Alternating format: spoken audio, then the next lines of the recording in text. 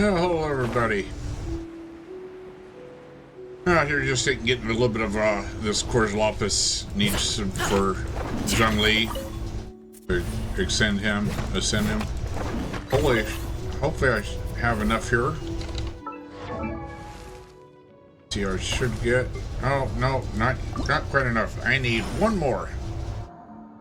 One more.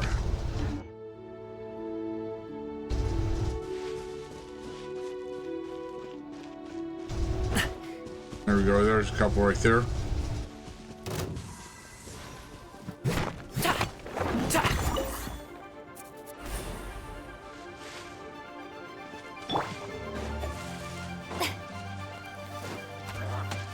Strike a pose. Let the world collide. Let's light it up. Okay. Alright, I now have enough here to level them up. Get them up one more level. And then we're going to go start a quest. I was just off doing this here while waiting for the... Benny's adventure team, assemble! Waiting to start here. Oh, yeah. Oh, yes. We need... Zhongli. We can now ascend him. Yes. Okay, we're going to bring him up. Level 60. Still got a ways to go to get there, but we got. But we can now also bring his talents up. Bring this shirt up. We level that up. Yes, confirm. Pull it up. No, we can't level that up. We can level that up. Must be 4. So we can do one more ascension that I can do. That up. All right. And we got new. There we go. New ascension. Claim it. Yes. Awesome. Wait, we got a story here. Got this here. New story. New voiceover stuff, obviously. Alright, form. Okay. Good things come to those who don't wait around. Let's see here. I should now have my. Yeah, we got my daily commissions. Claim these here real quick, like. And then we'll get started on the quest.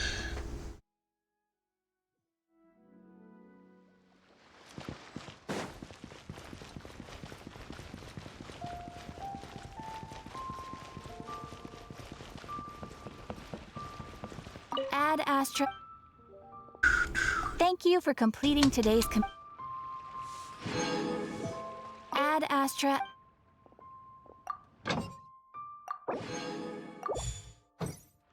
Okay.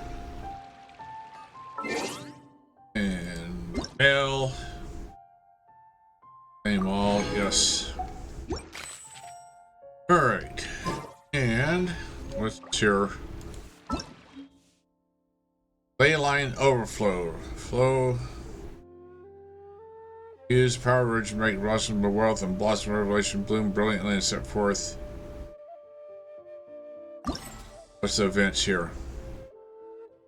Oh, wow.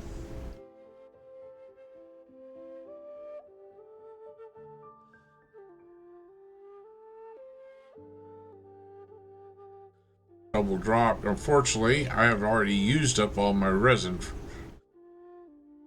for today. Benny's adventure All right. team, assemble! No big deal. So, we're doing Natlan Archon quest here. Beyond the smoke and mirrors. Start here.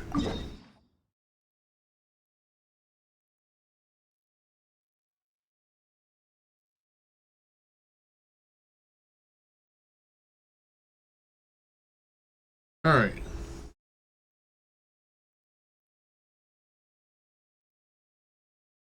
Way behind. Okay. So, all names are noble.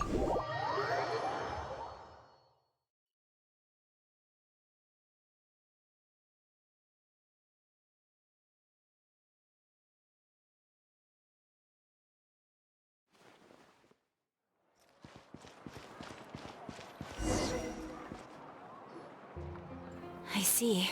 Thank you so much. The Adventurers Guild has been overwhelmed these days. No worries at all. We've always valued the strength of adventurers. Given the current situation, it's vital that we all work together. Since we're facing the same enemies, I'll send you the intel we've collected on the Abyss so far. Then we can take a look at how to coordinate our efforts. All right. Thank you so much. Hi, Catherine. It's us. Got any new commissions? You two have come just in time. I've got some good news. The Pyro Archon has finished assembling her forces and stationed them all across Natlan. Given how the Abyss has ramped up its activities lately, we can no longer afford to act only after receiving news of an invasion. So the Pyro Archon suggested that the Scions of the Canopy and the Adventurers Guild focus on collecting and disseminating intel. That way, we can stay informed of everything that's happening across the land. Once we receive word of enemy activity, we can notify the nearest camp and the stationed forces can take immediate action. Yes, precisely. This should also allow us to focus on gathering information rather than running around and trying to tackle everything at once. So please also take a chance to relax, you two.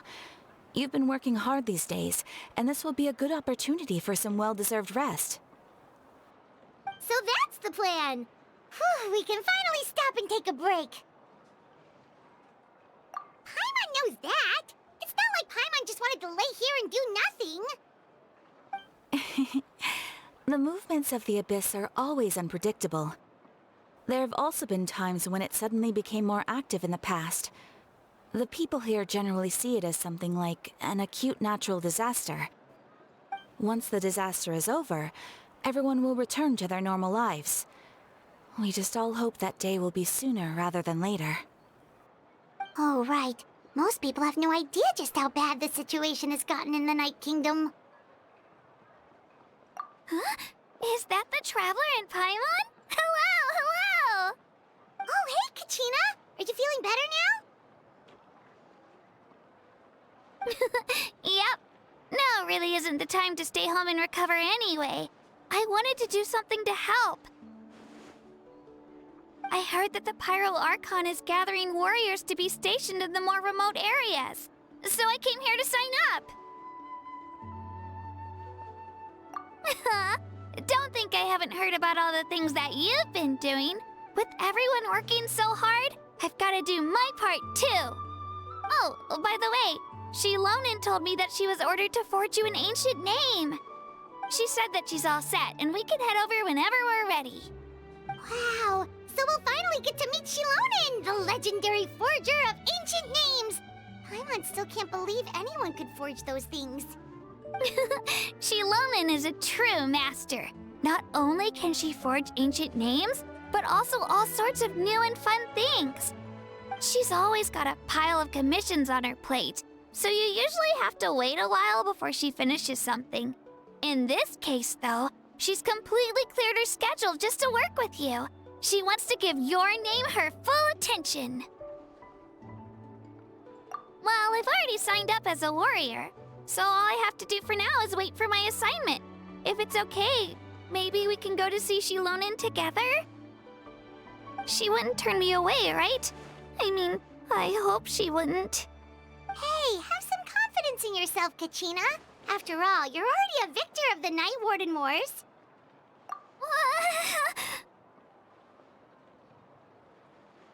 On second thought, maybe I'll just find a hole in the ground to jump into and hide for a while.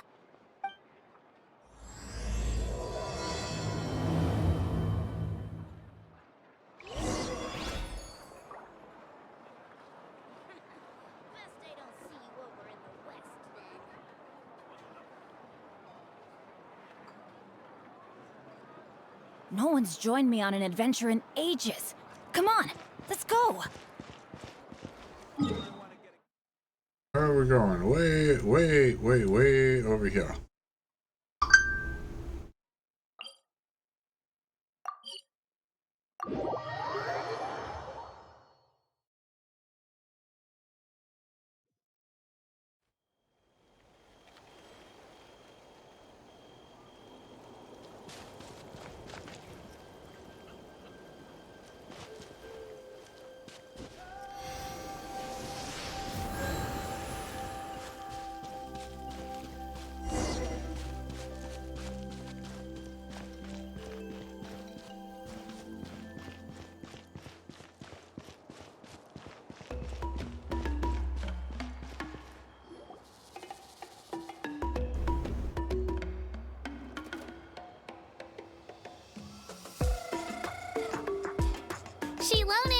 I brought the person who needs an ancient name.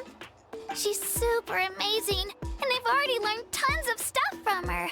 I can vouch that she's really worthy of a hero's name. Ah, yes, so I've heard. So young, and yet you've already got quite the reputation. Wait, are you Outlanders? Yep, we're travelers who just arrived in Natlan not too long ago. No, I mean, I was aware that you're travelers. It's just no one told me that you're Outlanders. Huh? You're saying the Pyro Archon didn't tell you? No, the only thing she said is that a new hero had pledged herself to the plan, but we need to forge an ancient name to ensure she'd be able to return safe and sound. And she did mention that it would be quite difficult to forge an ancient name for them, but at the time, I thought she was just commenting on my skills. But I seem to understand where the true difficulty lies now. Are you upset? No, I wouldn't go that far. I'm used to it, really. I just need a moment to process things.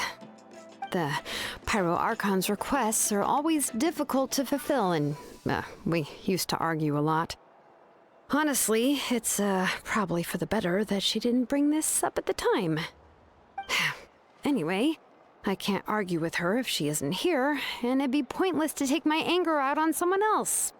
But, just because I understand her rationale doesn't make me any less upset. After all, she must have known that forging an ancient name for an Outlander is an impossible task. It's impossible? As you probably know, an ancient name is a symbol of a hero's spirit and glory, which grows even richer and heavier as generations of successors inherit it. We forge ancient names by engraving the heroic deeds of an individual who will become the first hero of that particular name.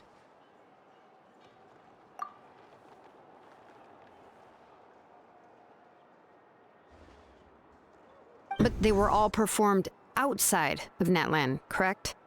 Yeah, that's right. Then those deeds haven't been recorded by the Night Kingdom. To take it one step further, even if you had performed heroic deeds in Natlan, as an Outlander, your actions still wouldn't have been recorded by our lands. Only memories and experiences that have been acknowledged by the Wyab can be used as a basis for an ancient name. Even the greatest of craftsmen cannot create something out of thin air, you know. That's just how it is. Seems the Wyab don't want just anyone to get a name, huh?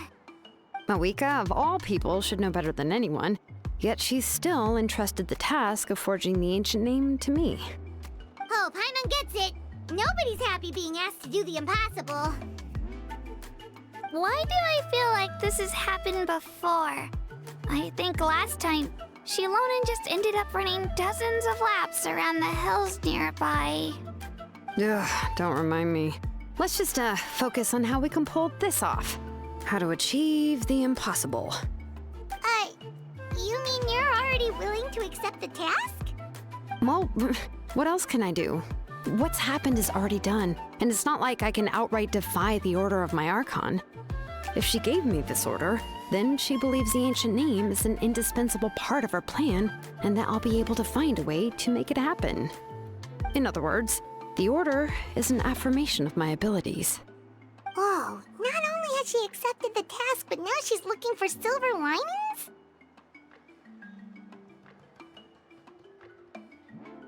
Yeah! Let's see if we can find some special way to pull this off. If we really can't make it work, I'm sure we can still go back and talk to the Pyro Archon, right? The key is getting the Wyab to somehow acknowledge the traveler's existence and record her heroic deeds. We heard the voice of a Wyab when we were in the Night Kingdom before. We even had a whole conversation with her. If we can talk to her again, maybe we can figure something out together. Well, every tribe has their own Wyab. How do we know if the one you met is indeed the best one for us to talk to? Plus, considering the unprecedented nature of this situation, I have a feeling that the acknowledgement of one Wyab alone would probably not be enough. I don't know. That requires a level of knowledge that I do not possess. We need to find a consultant who's an expert on all things Night Kingdom and Wyup. The first person who comes to mind is Lali at the Masters of the Nightwind. The one we call Granny Eatstali. Oh, we've heard that name before. We used her spirit speaker stone to find Kachina's ancient name. A person who can make something like that must be pretty impressive. I'm unsure she'd be able to help. Still, she's older now and quite eccentric. It's hard to even book a meeting with her, given that she's constantly holed up in her room and doesn't like to be disturbed. I've heard that to get her help, you have to be extremely patient with her and know how to keep her spirit up. I hate to break it to you, but... Huh. Why is that? I mean, didn't she already help you before? And you even managed to save Kachina.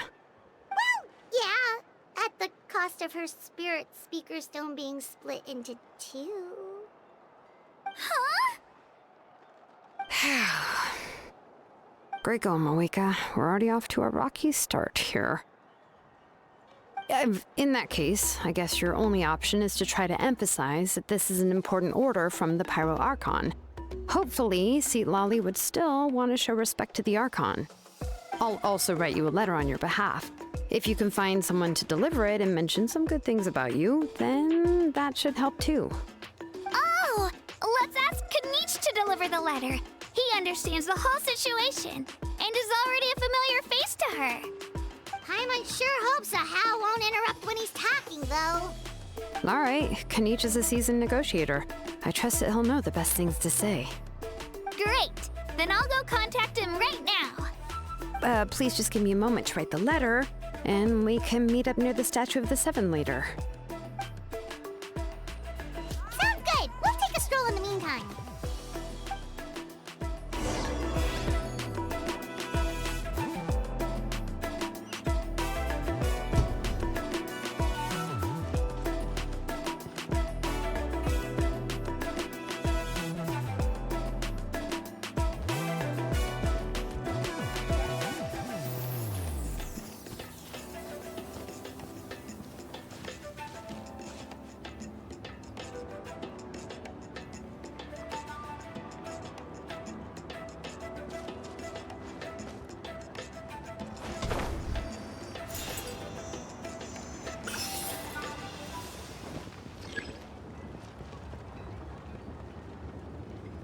Failure is just a step on the path to glory.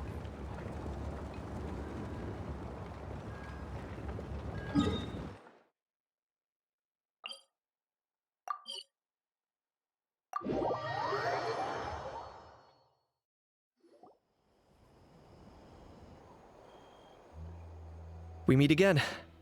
Kachina told me everything. I'll deliver the message to the Masters of the Nightwind and convince Lali to give you a chance. I'll also take this chance to explain what happened to the Spirit Speaker Stone and offer her an apology in person. I'm sorry to put this on you, Kanich. It's just that you're probably the only person who knows how to deal with her. It's alright.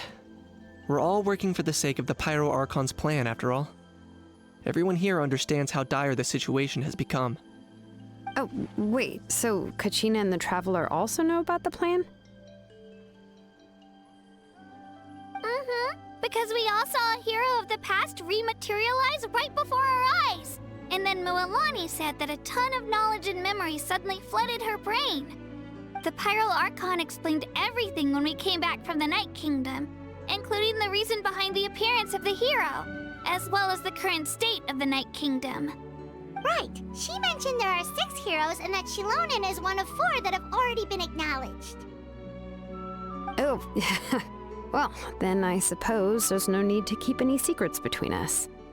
Having companions walk by your side is perhaps the best solace when facing such a bleak reality. I have another piece of intel to share. We've pretty much identified the person who rescued the captain in the Stadium of the Sacred Flame. His name is Auroron, and he also hails from the Masters of the Nightwind. However, he spent most of his life living out in the wilderness by himself, away from the rest of the tribe. That's why his disappearance went unnoticed. By the time Lali finally realized that he was gone, no one had heard from him for quite a while. Hi at App Shop Group 1 Lali and knows him welcome to too? the channel.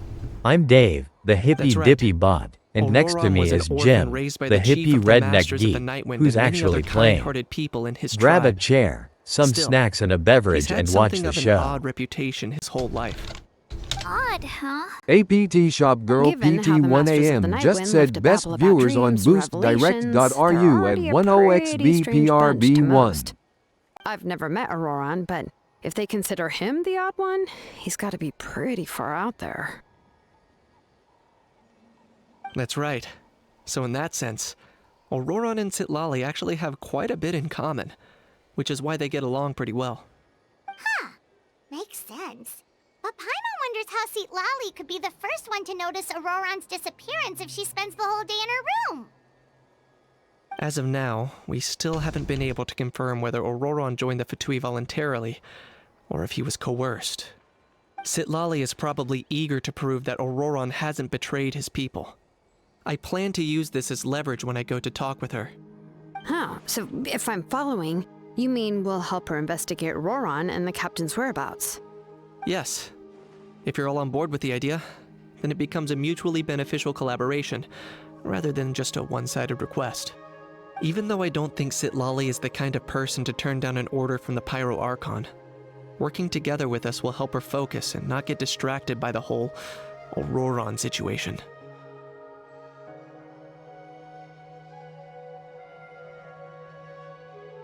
Yeah! Plus, we kinda owe her one anyway to make up for breaking the spirit speakers down. Ah, this is a pretty well thought out plan, as expected of Molly Poke Nietzsche. Then, yeah, I'll leave my letter to you. Let's hope Citlali can meet at the stadium in 2 days. Sure. I'll head out right away. Take care out there, Kanich. I'll be heading back as well. There's still a few things I need to pack. Okay, then let's part ways for now. I'll see you in a couple of days.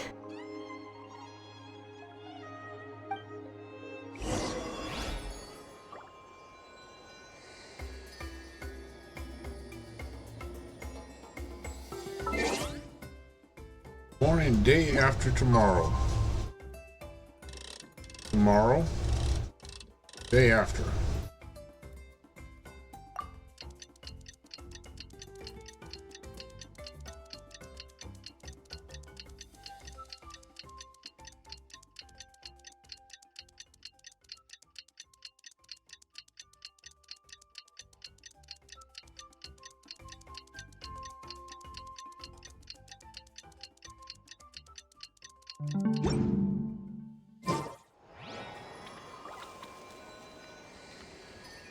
Benny's Oh, I gotta wait even longer.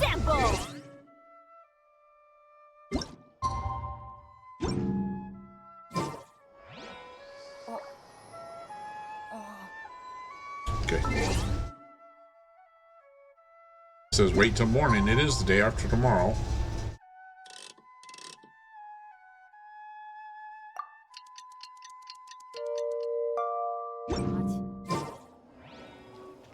The heck? Kid.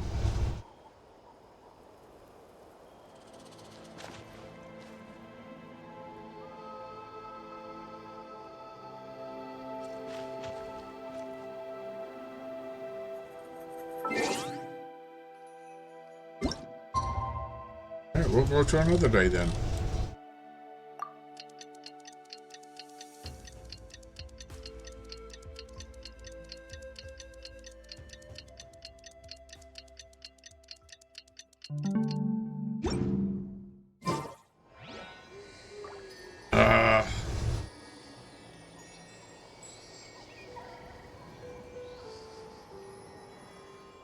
Okay. Good things come to those who don't wait around. That's what they say anyway.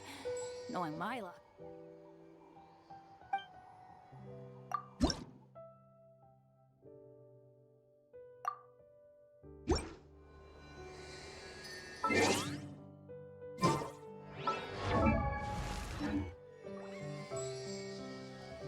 Still saying wait until morning of the day after tomorrow. We've gone past that.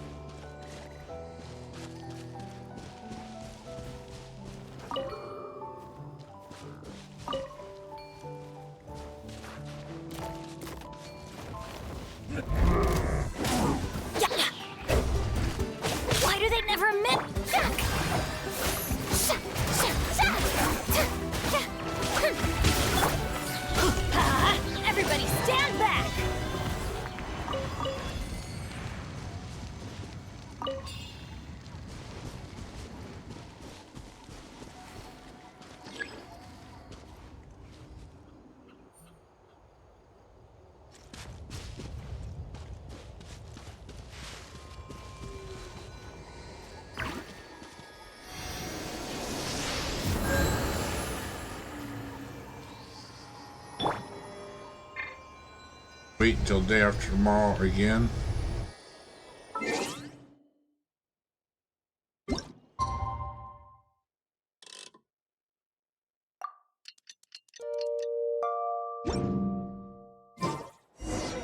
Oh, it's There we time to go. meet up with Shilonen. Let's ask her how things have been going. There you go.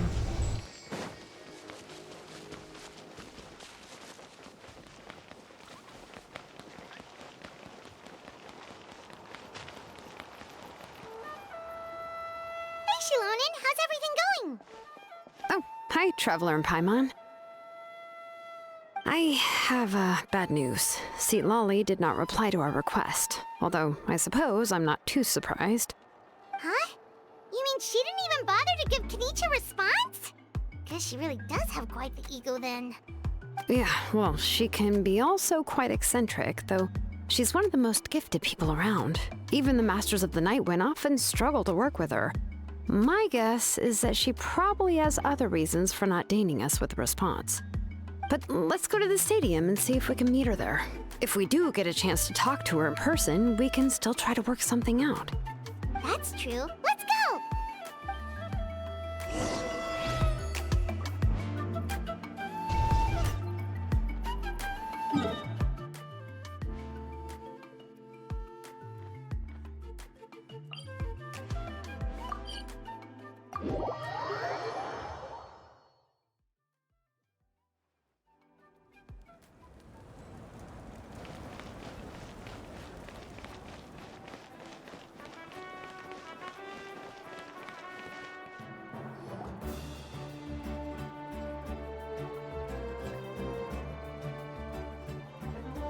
Paimon doesn't see anybody.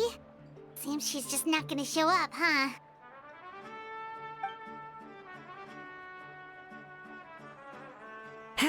Well, we tried to be as considerate as we could, but she's under no obligation to help. That might be true, but this is still a request from the Pyro Archon, right? Shouldn't a subject always answer the call of their Archon? A subject? Well, if you ask me, I'd say we're all more like friends with the Archon. Yes, Mawika is our leader, but that doesn't mean there's any kind of tall barrier between us and her. The only thing is that she often has very high expectations of us. Huh. So even though she's super powerful, it sounds like she's actually pretty down to earth and easy to get along with. Unlike that old hag Granny Eatstily, right? Does she think she can ignore us just because she's famous? You all talk about her like she's some kind of huge deal, but she didn't even bother to reply to our letter! Seriously, if she didn't want to come, she could at least let us know. If that's what aging does to you, Paimon never wants to get old. Oh, really? So, that's how you see me? Huh? Who's there? Who's talking next to Paimon? Oh, don't mind me. I'm just a disgruntled old hag, right? Come on, relax. I'm sure my bark's worse than my bite. Huh? Lali. Wait, you're Lali? You're Granny Eatstily? Yes, Granny Eatstly. But emphasis on Eatstly, not Granny. You must know this trope from light novels, surely. They use it all the time. The young man who's actually the oldest person in the room. The girl next door who turns out to be a seasoned veteran. The wise sage who looks like a little kid. Oh, wipe that look off your face! You've seriously never seen an older lady that doesn't look her age? Okay, well, don't go thinking it's a trick either. See? I'm barely wearing any makeup. Did I forget to mention, she's called Granny, but she's actually pretty young. It was an honest mistake. I guess we've just gotten used to it. I'm sorry. So, how old are you actually? What? How dare you? Don't you know it's rude to ask a lady her age? Paimon really didn't mean to offend you, it's just that your case seems really unique. Oh, Paimon Natlan just wanted to apologize, but now she's putting more and more of her foot in her mouth. Really, Paimon just got a little mad since we thought, well, you were gonna leave us out to dry. It was my idea to invite you here, Seat Lolly. So if you're upset, you can just take it out on me. All right. I was only joking. I didn't mean to chastise anyone. There's really no need to take all this so seriously. If anything, I'm gonna feel awkward if we keep this going. I received Kenichi's letter and was planning to attend this meeting. Since I had already decided to come, I figured there was no need to draft a reply that simply said, "Understood." Besides, just showing up is the most important part. No? But, of course, it's also natural for people to get held up by one thing or another as they're trying to leave the house. It certainly was a bit awkward to see that everyone else had arrived before me. At first, I was thinking of quietly sneaking over, but since you were already here waiting for me, I started to think about how I should phrase my apology. Only to hear you all talking smack about me. Anyway, that's the whole story. Honestly, it's not like I owed you an explanation anyway.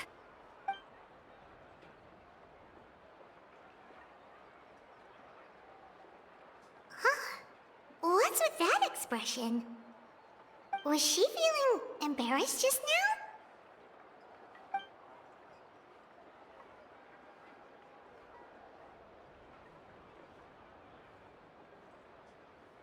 When the Masters of the Night Wind say they struggle dealing with her, I wonder if the feeling is mutual. She seems to be pretty awkward herself. Everything she does and says seems a little forced. Anyway, Shilonen, I heard that you require my help in crafting an ancient name.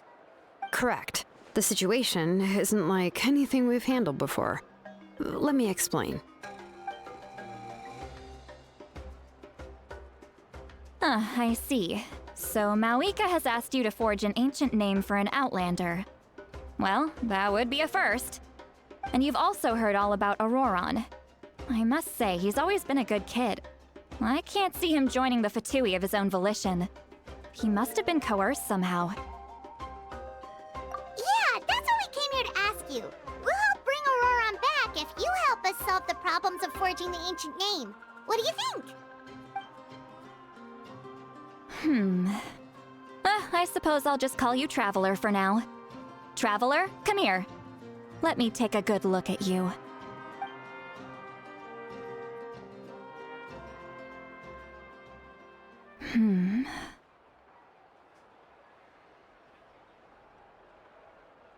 Wealth leads to unending conflicts between people.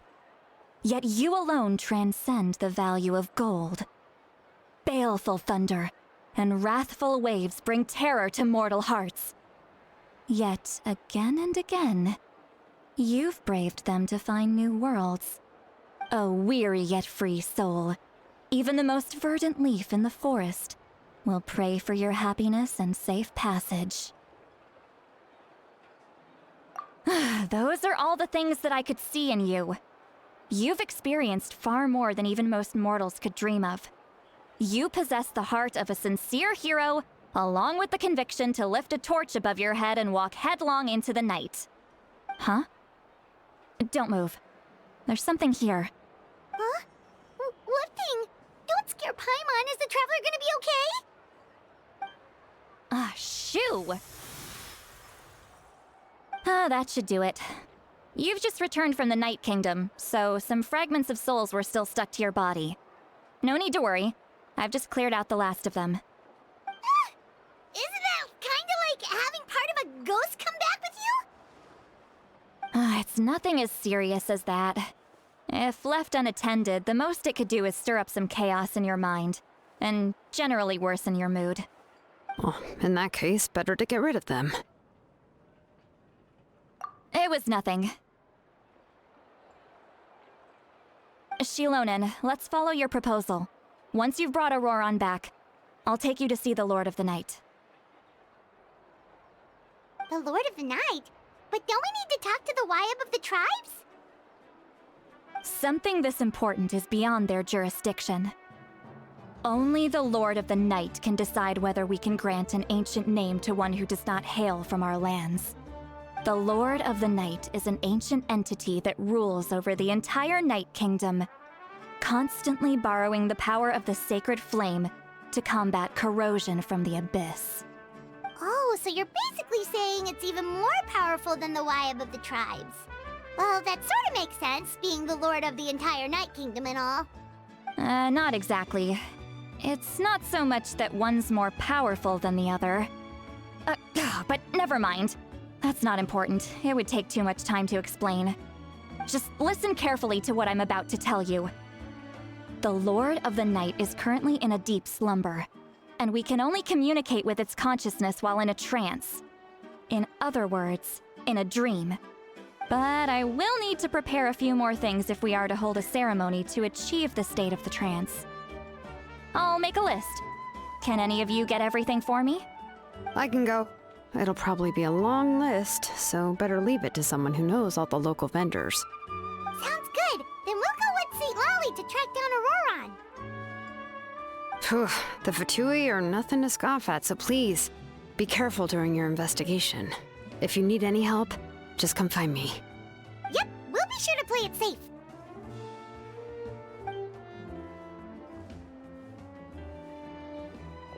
All right, now it's time for us to catch that brat and bring him back. I'm sorry I made you wait earlier. It was actually because I decided to swing by Auroron's place to look for clues. He has always lived alone, and I found a broken jar in his house. There was also something off about his phlogiston aphids, which I assume is because their keeper has been gone for quite some time. And interestingly enough, I saw some slash marks in the house that did not match any of our local weapons. My guess is they were left by Snezhnayan arms. Oh, sounds like the Fatui broke into his house and took him hostage. But why would they kidnap a kid who just spends his days living in the country and raising aphids? He's only in his 20s. What would they want with him? That's not to say that I believe he's totally innocent, of course. Since he's the only one who was kidnapped out of everyone in Natlan, he must have done something to attract their attention. In any case, we'll get to the bottom of this once we manage to get him back here. I'm truly sorry to put you two through all this trouble with me. But please help me get him back. You can count on us! All right, then let's start by heading to where Auroron was seen last.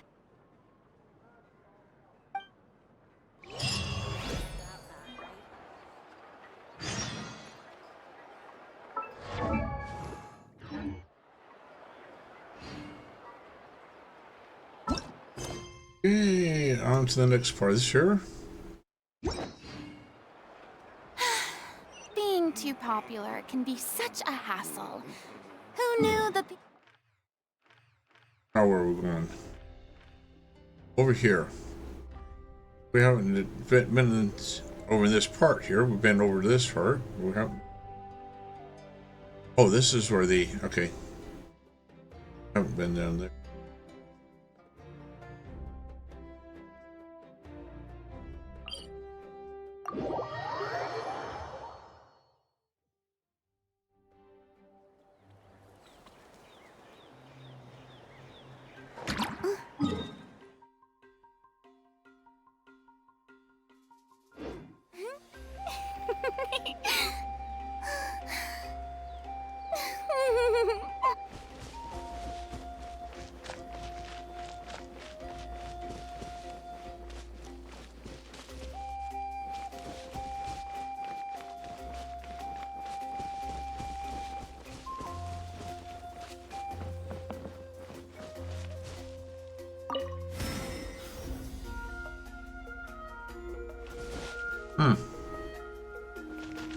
Interesting.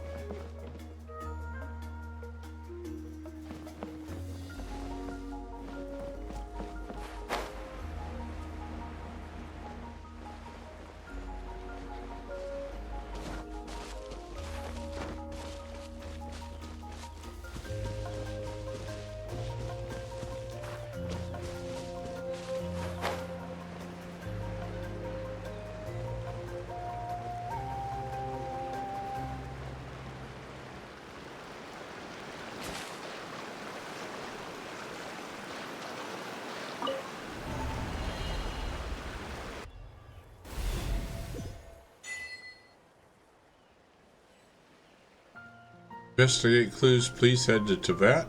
What the fuck?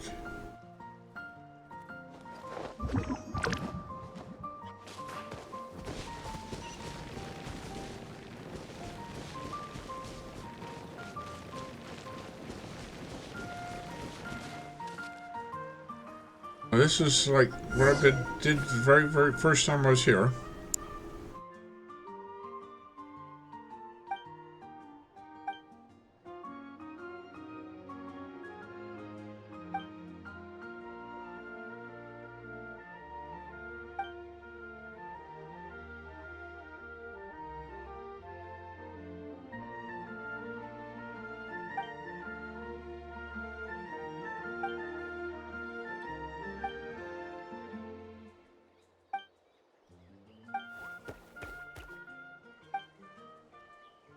Nice to turn around.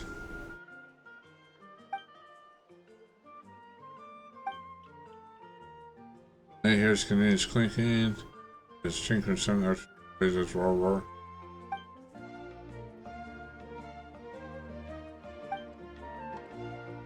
Super straight branch, really round rock, and some straight bird color smell.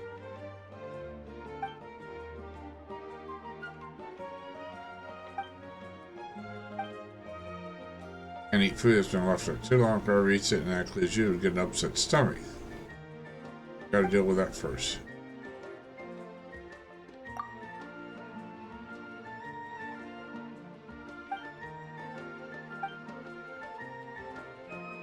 Cigarette stash, back pressure, handy sometime. Give him a gift return.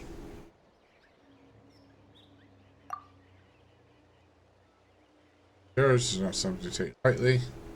Maybe he really can't fly, so maybe Pyron can give him some shiny gem.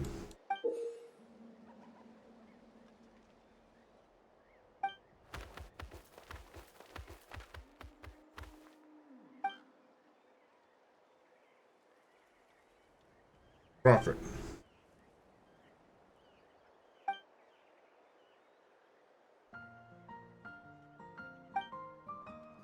Okay. Look for a jeweler shop and the Children of Echoes. Frescoes in Natlan had their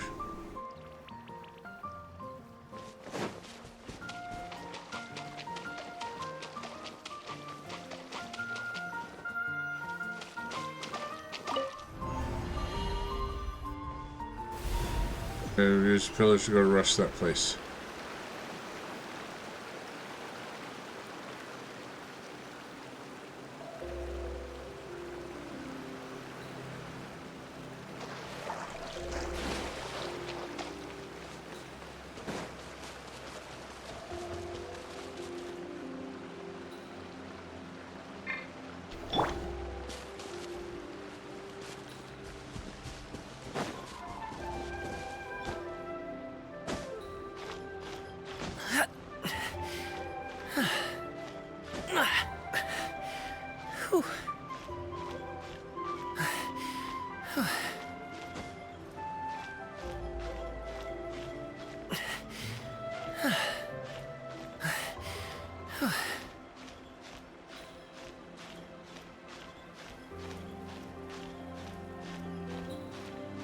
That's not what we're trying to do. That we're trying to get this gold here. We didn't. Like, we got this little side quest here going on because we didn't went to that one wrong place there.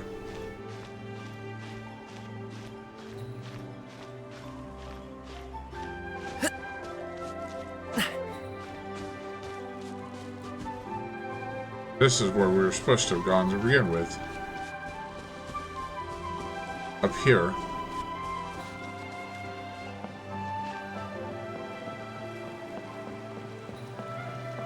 Whoa.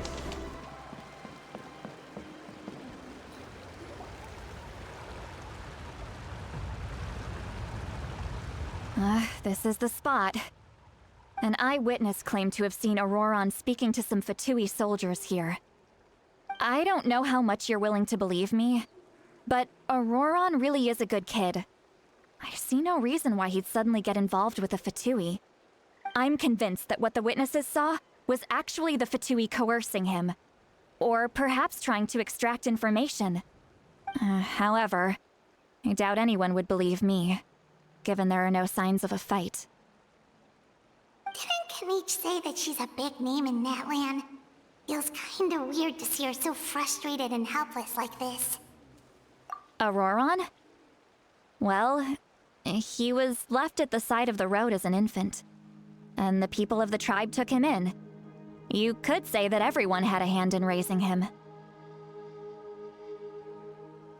He learned a lot from us, and once he reached adulthood, he built himself a house out in the countryside. He spends most of his days growing vegetables and raising aphids, living off of what he harvests from the garden. He's always been such a good kid. He would even get his friends to deliver whole bags of fresh produce to my place. Oh well, let's keep looking.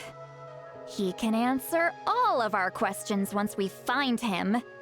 He's been raising phlogiston aphids for a long time, and since they were disturbed, they secreted a special type of phlogiston. We can use that substance to track his movements. Let's follow the phlogiston trail. Huh? What trail? Paimon doesn't see anything. Oh, right. I forgot your eyes don't naturally perceive such things. Here, give me your hand.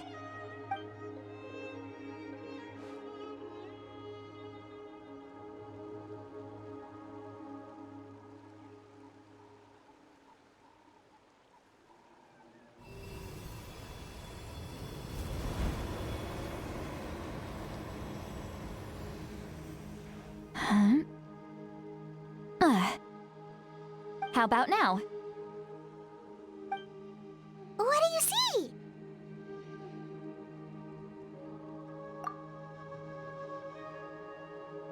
Whoa, Paimon can see it now too! That's right. I used a spell to temporarily transfer a portion of my senses to you. For a short while, you'll be able to see the phlogiston too. Wow, you can even share your senses with us? First time Paimon's heard anything like that. It requires a very rare spell that most people aren't adept at. But don't worry, it's a cinch for me. Between the two of you, it seems the Traveler's senses are a bit stronger than Paimon's. When I held your hand just now, I could sense that you've got a great affinity for phlogiston. You're extraordinarily gifted. Anyway, we'll need to use our vision now to track down Auroron. Good luck, you two. Over here, this way! See, Lolly might say a lot of deep and confusing stuff, but this spell of hers is really something. What was that? Oh, Paimon was just complimenting. What does she mean by deep and confusing? As far as elderly shamans go, I'd say that I'm already pretty easy to talk to. Is there any other old hag who's as fluent in the language of the youth as me? But is my way of speaking still not trendy enough? I've already tried my best to match their speech patterns. But given the looks on their faces just now, or perhaps I'm still not fashionable enough? But that can't be, right? Don't tell me they're still getting the impression that I'm super old-fashioned. Huh?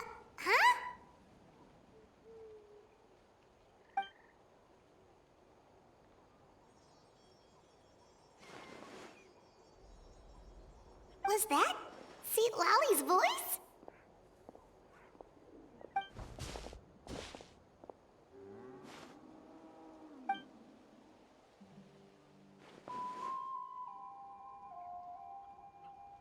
Now that I think about it, it's a good thing I found some helpers this time. Some things are best done with the help of friends.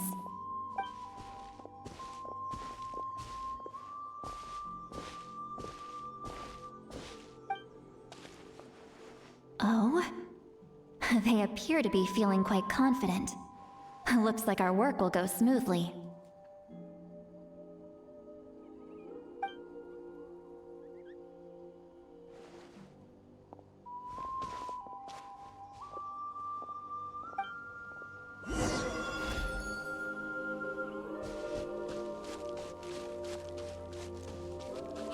Seems like there's a new camp over there. Let's go to... Yep. Judging by Paimon's experience as a guide, it definitely looks like people set up camp here. Wait. The phlogiston here is a bit odd. Let me see. Paimon sees a small shape here. Could it be some sort of symbol? This is a distress signal for the Masters of the Night Wind. Only someone from our tribe would recognize it.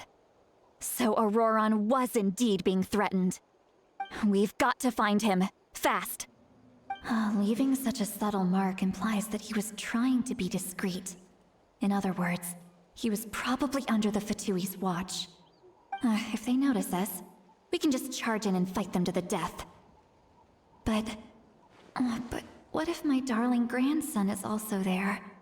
I can't have him caught in the crossfire. No, I've got to be careful. Otherwise he'd get hit as well. How annoying. No, I've got to stay calm and keep my composure.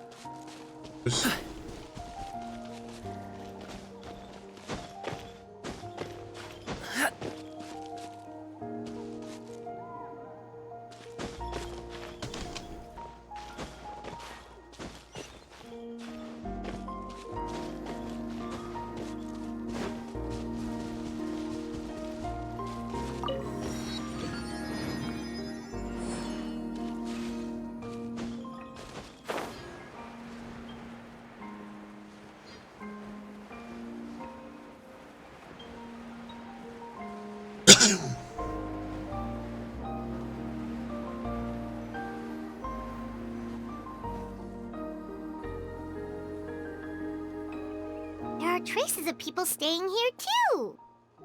Wait a second. The phlogiston around here is jumbled up. I can also smell a mix of elements in the air. Pyro, electro, and some other elements as well. Kanich told us that you were super amazing. No wonder you can sense so many more things than us.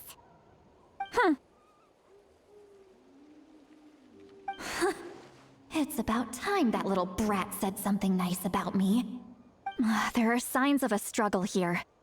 Judging from what's left on the scene, there must have been a fight. But after that, the factions seem to have gone their separate ways. Both the phlogiston and the elemental traces in the air support that. Do you still remember the little mark we found before? Paimon's thinking, what if Auroron wanted to leave another distress signal, but was caught by the Fatui?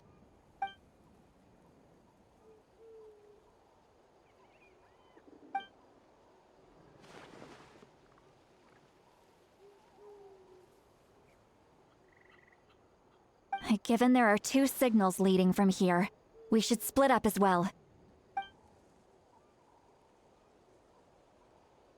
I'll take this direction, and leave the other one to you. Let's meet up again later.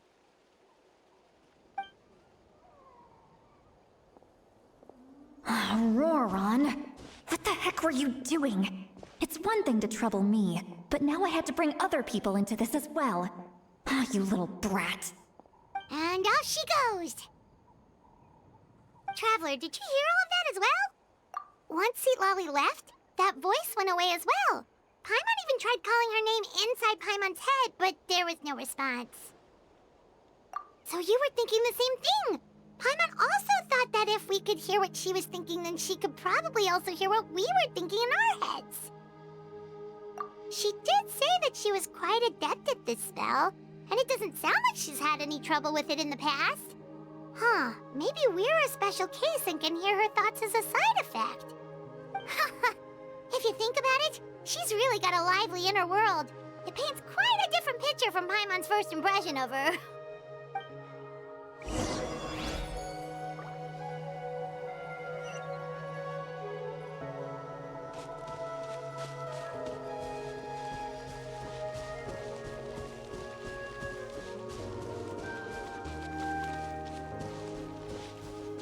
Paimon sees some traces here. Let's follow them and see if we can find anything up ahead.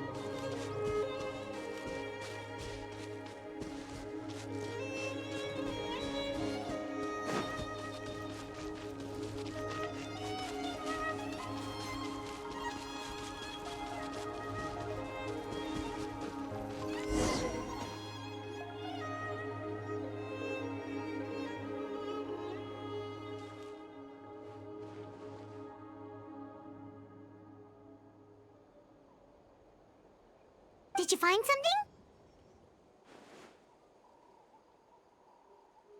Huh. So we can't tell where Auroron might have gone from here. That's weird. The phlogiston trail suddenly stops. We can't make anything of these footprints either. But he can't have just evaporated into thin air, right? We know he wasn't alone. He had all those Fatui with him. So, you can hear the sounds of the wind from beneath the earth.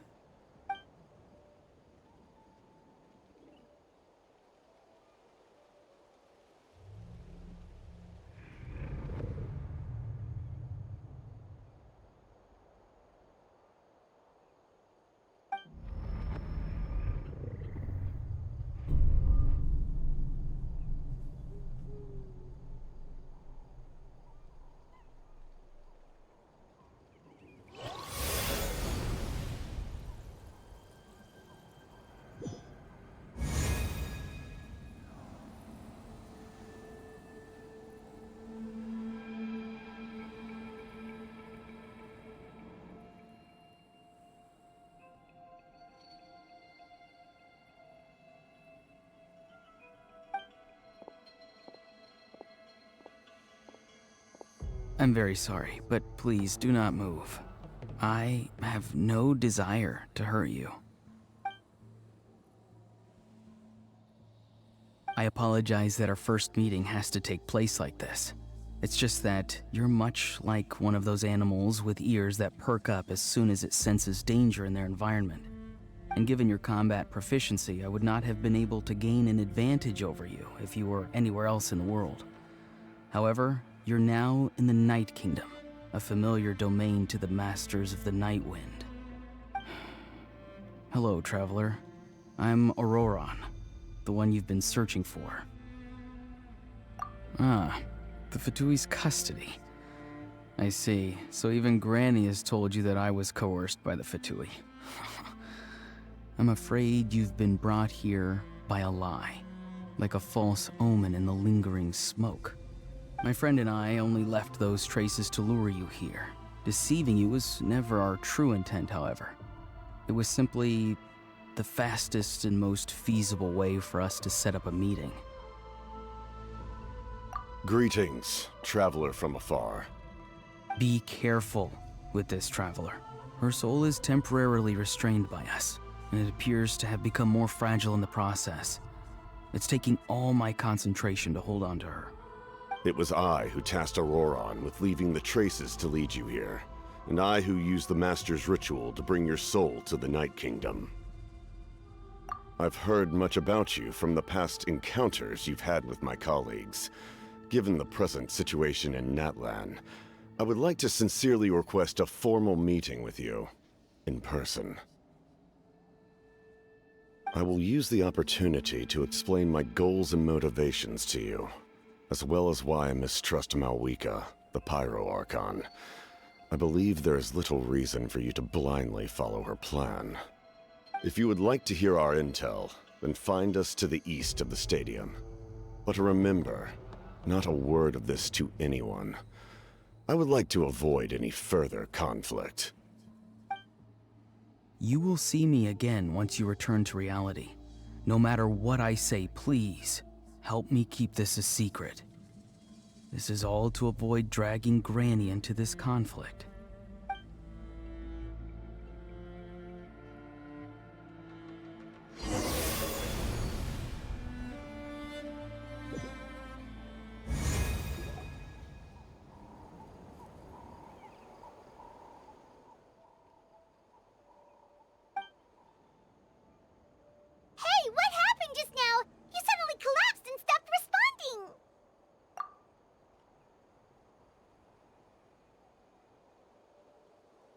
Hey, why are you sitting on the ground? Are you okay? See, Lolly! She froze for a moment and then just collapsed to the ground! Could it have been those leftover remnants from the Night Kingdom? Do you have any itches or pain anywhere? Don't worry. We can take a short break. Sorry, I know I asked for your help. But had I known you were feeling unwell, I wouldn't have taken you on this trip with me.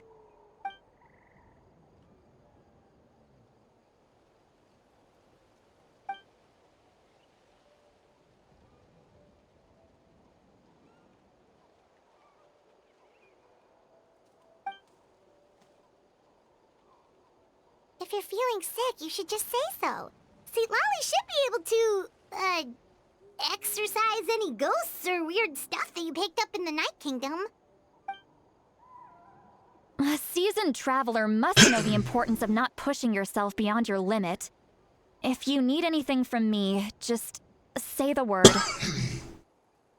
In any case, let's take a bit more time to rest now.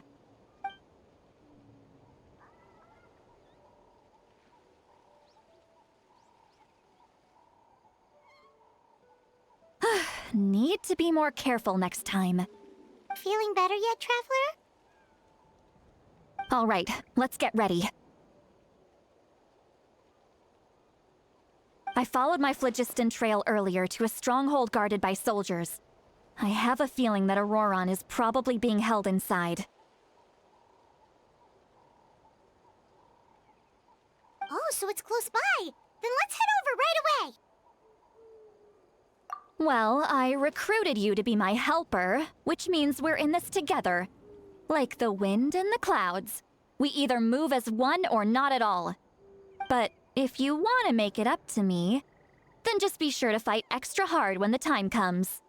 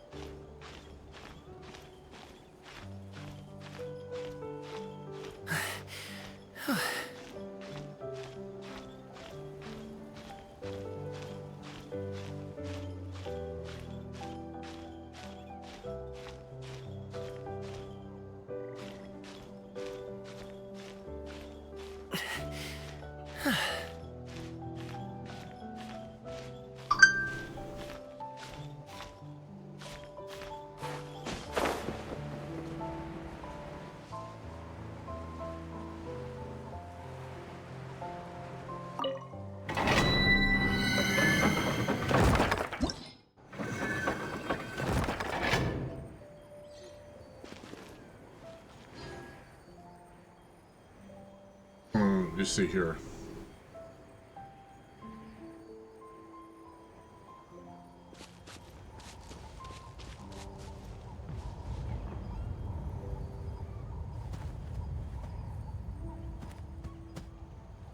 Way up there on top of that.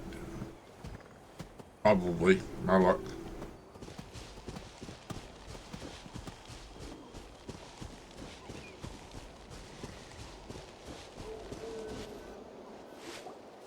Look over there. Huh? I think she sees someone in the middle of the camp. That's Auroron. So he really was taken by the Fatui.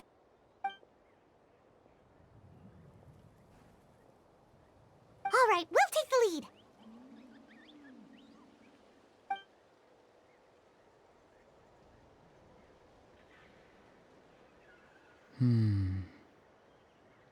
Hey, quit daydreaming. Don't you have work to do? I cannot see the sun. What? Without the sun, I cannot see the truth. You are currently blocking the light, so I must beseech you to move aside.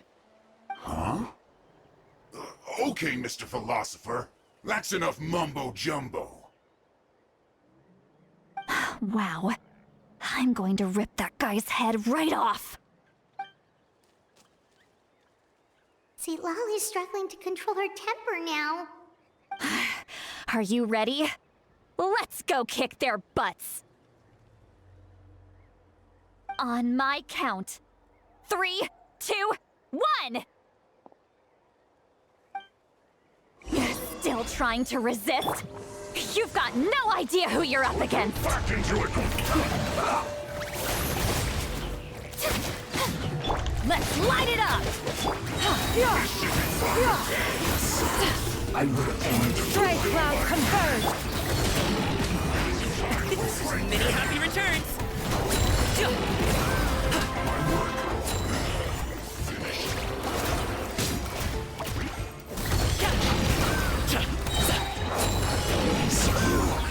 can't run from death. Shower me with praise!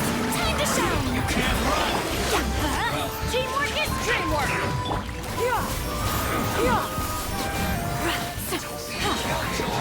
Only just riveting!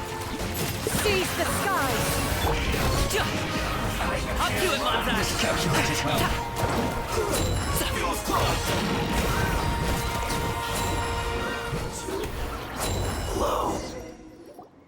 Auroron! Granny! Paimon knows she's called Granny Eatsley, but it's still kind of weird hearing someone actually call her Granny. And greetings to you too, other Granny. What did you just call her? Granny. Is that not right?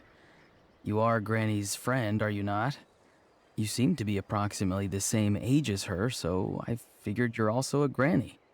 How many times have I told you? It doesn't work like that.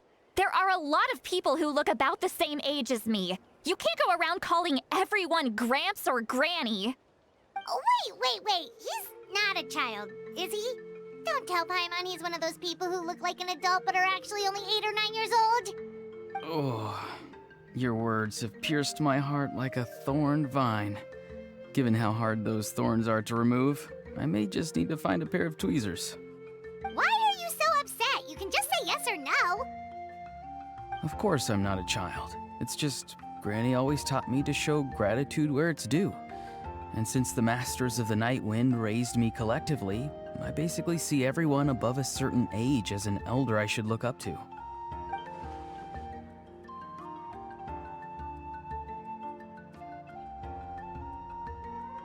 Exactly. But if you keep that up, then everyone's going to be your senior. And do you think saying all of this is gonna save you from a scolding, Auroron? Haven't I told you 100 times since you were a kid? Heed the 3 warnings. Be wary of bees prowling around, scammers looking for their next victim, and strange people who appear out of nowhere. Oh, so you do remember, and you just chose to ignore them. I always knew that living on your own was going to get you into trouble sooner or later. But getting kidnapped? That really takes the cake. You won't always be able to rely on other people coming to your rescue, you know. You're just lucky we got here when we did. Or we might be launching another search and rescue operation to find out where they put your severed head. I'm sorry, Granny. I'll be more careful next time. Next time? Oh, good one. You think there'll be a next time after this? Not a chance. They didn't hurt you, did they? No, they just asked me a lot of questions about Natlan's terrain and made me draw a map of the ley line distribution. Okay, now answer me honestly. Were you the one who helped the captain escape after his battle with the Pyro Archon? Yes. So why did you do it?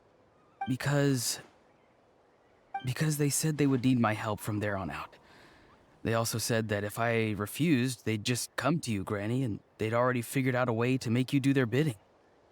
Hey! I'm no ordinary Granny! Would they really dare to come after me? And you! Did the gods give you a brain just for you to not use it? Did you really believe everything they said at face value and not stop to think? Thankfully, the Pyro Archon only asked that we find the mysterious individual from the Masters of the Night Wind and didn't slap your name on a wanted poster. Don't think for a second that she doesn't know what's happening. Even if the truth that you see will soon manifest into reality, there is still no need to preemptively panic. Have you forgotten the words that I've taught you? I'm sorry. Forget it. We can submit the details of this camp and the defeated Fatui as evidence of your innocence. Let's clean this place up and get back to the city. Auroron, you better remember this lesson well and seriously reflect on your actions. Also, once we return to the city, come to the speaker's chamber with me. I'll need you to explain everything. Sounds good. Should I bring some of my homegrown vegetables as well? Your vegetables? Yes. I grow a lot of fresh produce in my garden. I hope the Pyro Archon won't be too picky about the selection. Now's not the time to be thinking about that. If you do come face to face with the Pyro Archon, the first thing you should do is... Recite the 3 warnings. Huh? No! You should emphasize that you were not in cahoots with the Fatui! How exactly did the Masters raise this guy? Oh, right.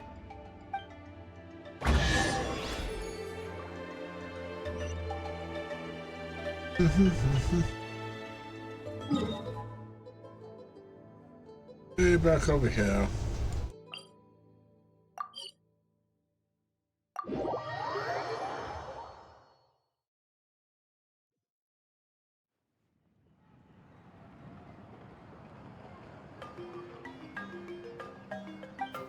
I see. So Auroron came to the captain's rescue because he promised to help him in exchange for Citlali's safety. That's right. I'm sorry. Now that you know Auroron was only trying to protect another member of his tribe, could I ask you to petition the Pyro Archon for her forgiveness? We'll give her a full report. We'll let you know once she's reached a decision. Will I need to stay here? Technically, yes. But if Miss Citlali is willing to serve as your guarantor, then we can release you from custody.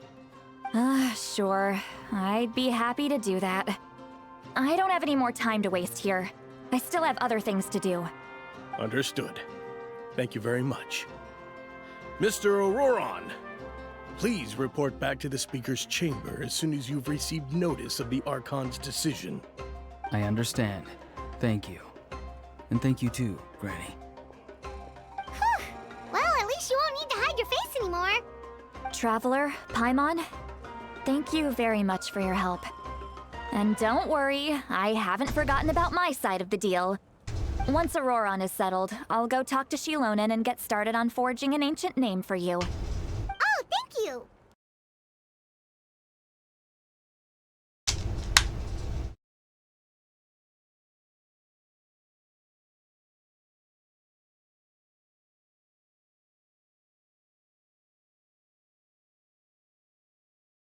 Yours. It's as good as done. You can just go twiddle your thumbs or something while...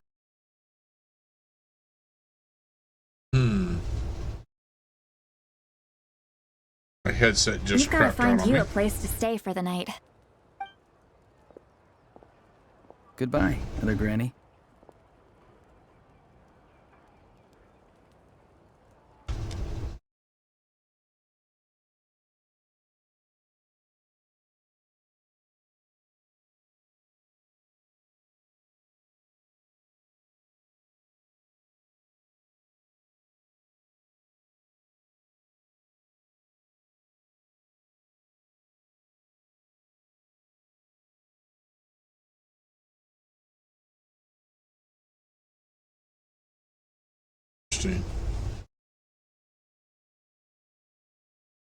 I know that my headset's working, but for some reason the audio's not working through my headset no more.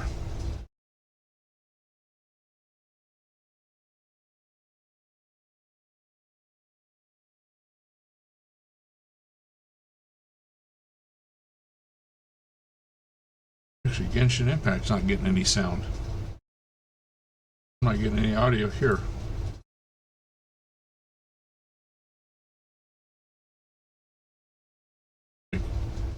Completely lost audio from Genshin.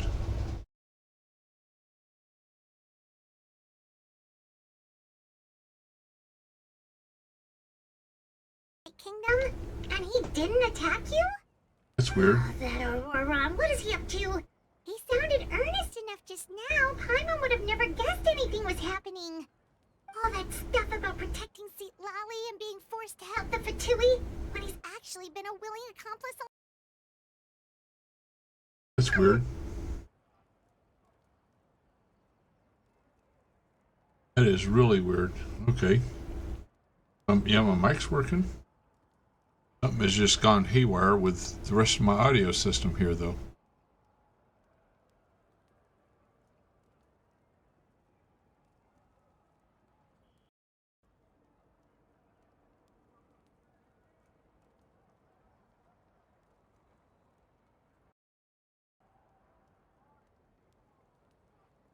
Now my mic, okay.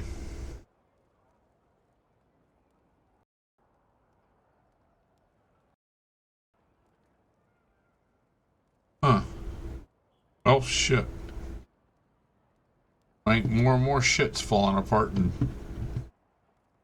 quit working.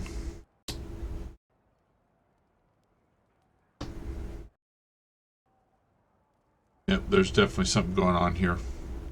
Alright, well. Yeah, you're right.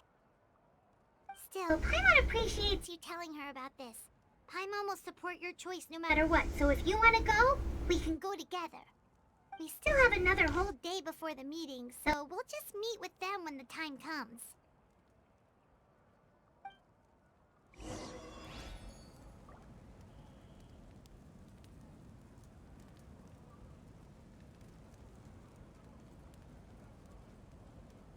Okay, wait till 20 the next day.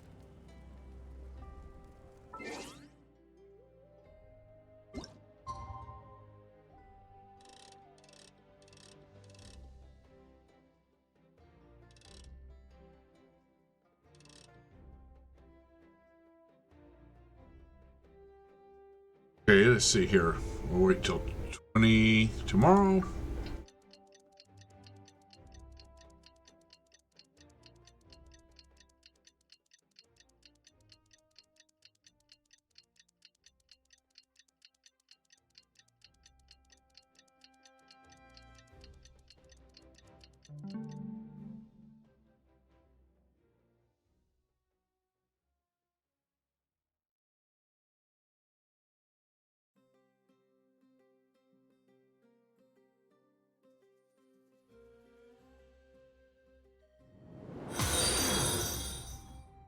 Selena_VR just followed.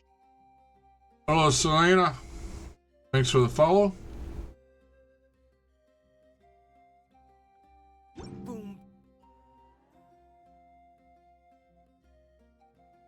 There. Let's see here. I'll go turn this here down here just a little bit in my headset.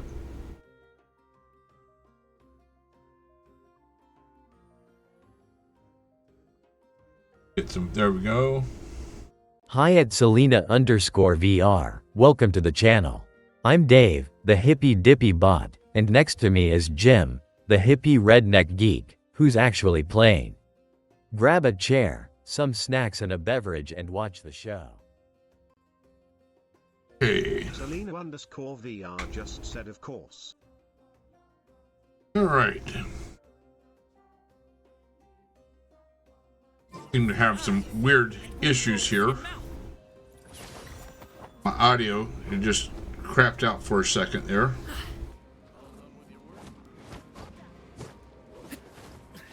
Okay. There's the agreed location.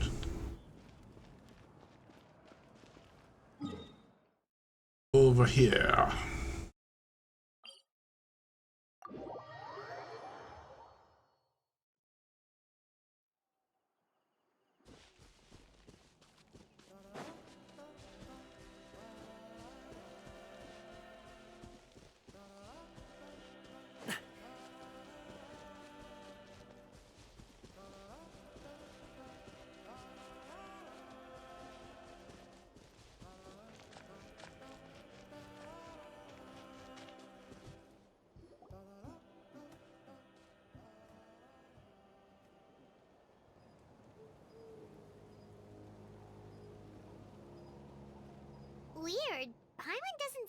one.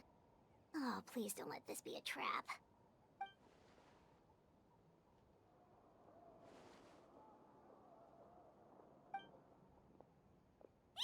What was that? Good evening. Nice to see you again.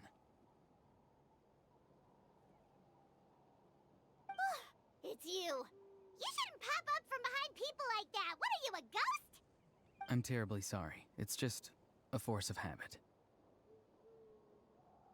Ugh, and what's with you apologizing all the time? You sound so polite and honest, but you're actually doing shady stuff behind people's backs. You're right.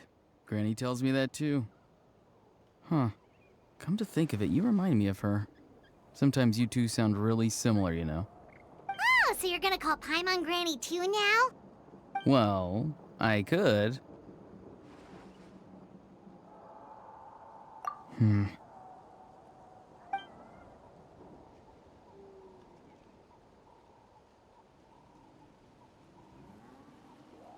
It's all clear.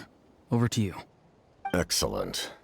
The fact that you showed up proves that I was right about your character. Yet, there's been a lot of talk about you. Child told me that you're passionate about the unknown and willing to take risks. Rather than facing you as an enemy, I would much prefer to bring you to my side. If we allow the current state of things to continue, we will inevitably clash, and that's a scenario that I'd very much like to avoid. I've long heard of your exploits across the nations. Though you have crossed swords with my colleagues many times, I know that you are by no means an unreasonable person. And once you've learned the truth that the Pyro Archon Malwika would never willingly share with you, you may just find it in your heart to consider my proposal. I assume you've already been informed of the Pyro Archon's plan. In order to defeat the Abyss and save Natlan, she still needs 2 more heroes to appear. Wait, how did you know that? Never mind. Guess that's not important now. I've long kept a close eye on her plan. To be frank, it's an exceedingly risky plan. Will the heroes really appear? And even if they come to her, will their power be enough to drive the Abyss back? If any part of the plan goes awry, all of Natlan, even all of Tevat, will pay for her mistakes. Now, you may have been led to believe that this is the only plan available to her. But what if I told you she's had another emergency plan all along, the details of which she has chosen to keep hidden from you? An emergency plan? Yes. A way to keep Natlan intact, even if her original plan fails. But given the painful cost of its execution, she has chosen to keep it as a mere backup plan.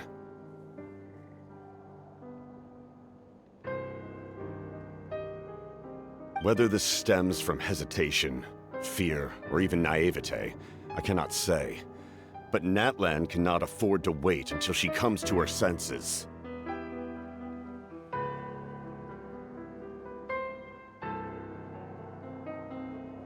My fear is that given the enormity of the decision, she will be reluctant to confront the dire reality we face until it is too late. There will be no time left to execute the backup plan, and all of Natlan will be lost to the Abyss. We have to make the decision for her, here and now. Yeah, do you have any evidence for all this? Just telling us a bunch of scary stuff isn't enough, you know. Besides, wasn't it you who tried to seize the Gnosis for the Tsaritsa's plan?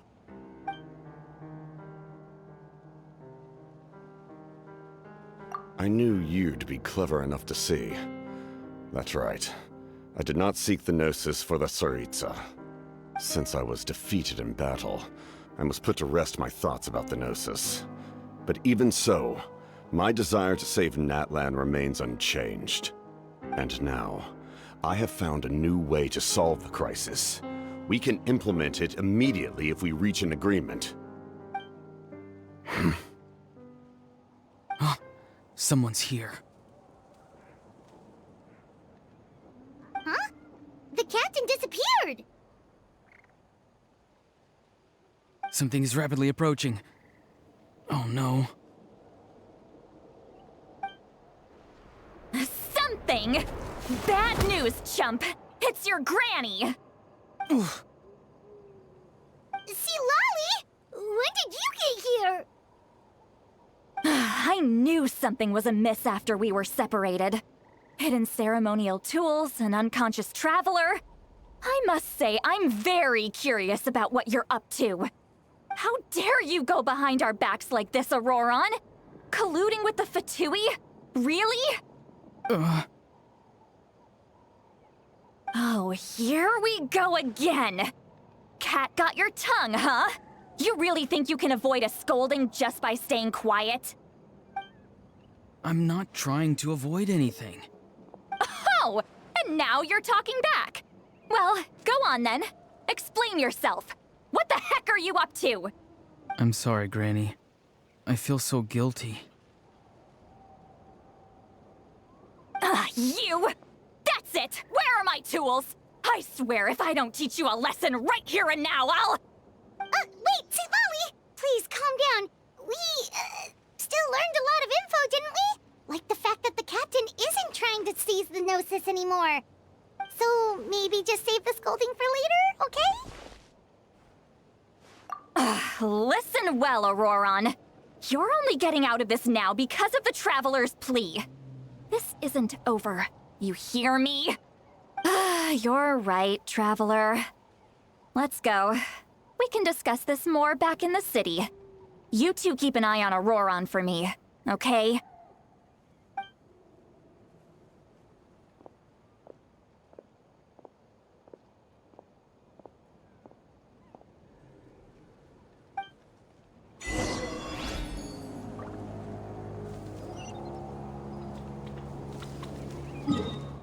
Back to the stadium. Oh, that's all the way to the stadium. It's only part way.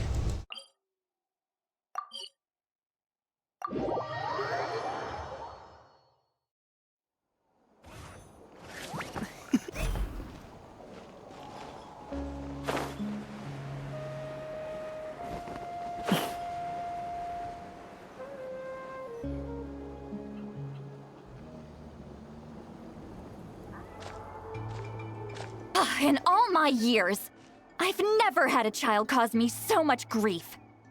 Do you seriously not see what's at stake here? You've got a head on your shoulders, Auroron. Use it! Why did you help the captain? And I want the truth this time. No answer? Think you're being smart? Then let me ask a different question. What does the captain want? What is his purpose in Natlan? Really? You're just going to stonewall me?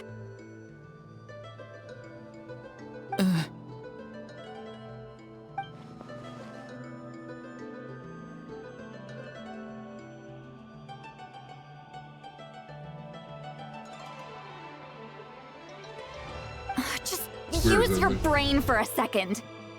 What do you possibly stand to gain by helping the captain? Only endless trouble awaits you and everyone in the tribe. You've always been a good kid. Why would you throw that all away now? If you're worried about something, just talk to me. Granny would much rather we had a conversation instead of constantly clashing like this. Why is he staring at us all of a sudden? I'm sorry that you have to hear all this. You're very kind. Most people would have fled by now. Not everyone can handle Granny's scolding. Oh? You dare gossip between yourselves instead of listening to me? You... Sorry, Granny. Sorry, Granny. Sorry, Granny. You know what? Fine. I'm perfectly aware that everything I say goes in one ear and out the other. You're all grown up now, so why would you listen to an old hag like me? You say all the right things, but then you go and completely ignore me. Well, if that's how you're going to treat me, you can stop sending Aoife over to my place to deliver your stupid vegetables! I don't need anything from you! Who's Aoife? A delivery person? That's irrelevant. The point is, he hangs out with this kid, so he must be no good. You kids get to a certain age and suddenly act like you know it all. There's nothing I can say to get through to you. Auroron, if you're still thinking about that so-called duty, then please, just forget about it. The ley lines did not fall to this state because of you. And we've long closed the book on that incident. Seems they've started talking about some kind of tribal history. I'm starting to get lost. That's not it, Granny. I know you tend to get down on yourself when you're upset, but I can tell I really hurt you this time. All I can say is I'm sorry. His voice. Auroron! Where have you gone? It sounds like he's somewhere super far away, but isn't he right here in front of us? I'm really sorry. It's up to all of us to do everything we can to save Natlan. So I've got to go. Get back here this instant! Auroron! What is this? Powder from plant spores? Is that the trick he used? What just happened? How was he able to suddenly get so far away like that? It's a trick of his. If you grind spores into a powder and spray it in the air, it can be manipulated to create an illusion. He pulled it off flawlessly. He must have put a lot of time into perfecting it. Don't tell me that's how he's been hunting in the fields these days. Couldn't he have picked up something more useful? Little brat. That's it. The next time we meet, I'm definitely going to break his legs. Whoa, that's a little extreme. But still, why does he feel like he needs to run from us? If his goal is also to protect Natlan, then can't we work together?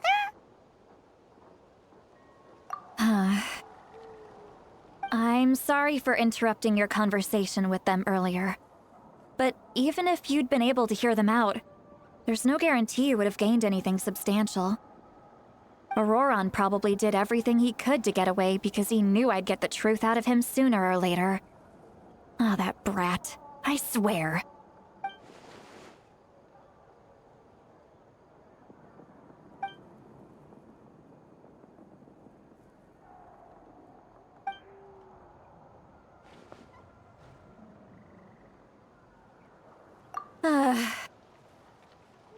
We've got quite a long walk back to the city. Let's take our time. It'll give me a moment to figure out how to explain all this.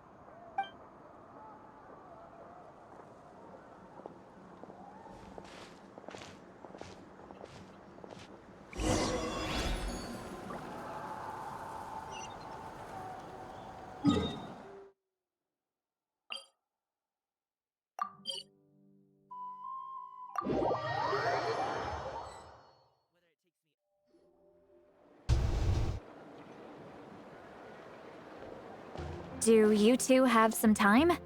Feeling hungry? How about we get something to eat? All right, it's been a while since we last ate. Now that we can relax, Paimon just realized how hungry she is. Then let's go. We can find somewhere to sit down and talk. Food and drinks are on me. Really? You're not gonna take her offer? That's right. See, Lolly has gotten a lot quieter since Aurora ran away. She seems to be having a hard time. She's right. We're seasoned adventurers, so we're more than capable of paying our own bill. Hey, come on now. You won't even let me take you out for some food and drinks? I just wanted to treat you to a meal. Are you sure? We can save you some Mora. Mora is the least of my concerns. Besides, we're definitely due a meal after all the time we've spent together. Let me get this one. I might be an old hag, but I like to think I'm not completely useless. Sure, that's fine with us, but Paimon doesn't want you to be sad, sweet Lolly. Don't worry. I'm sure a juicy grilled steak will work wonders.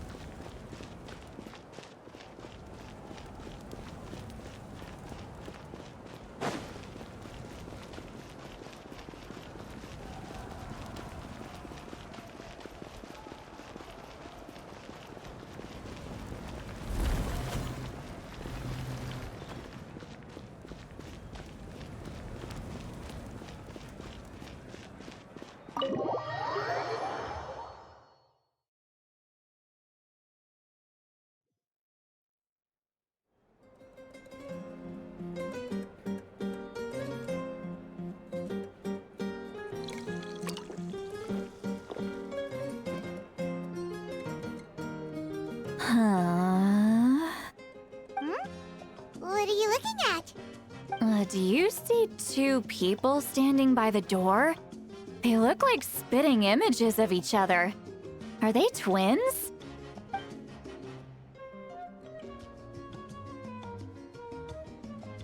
But Paimon only sees one person there.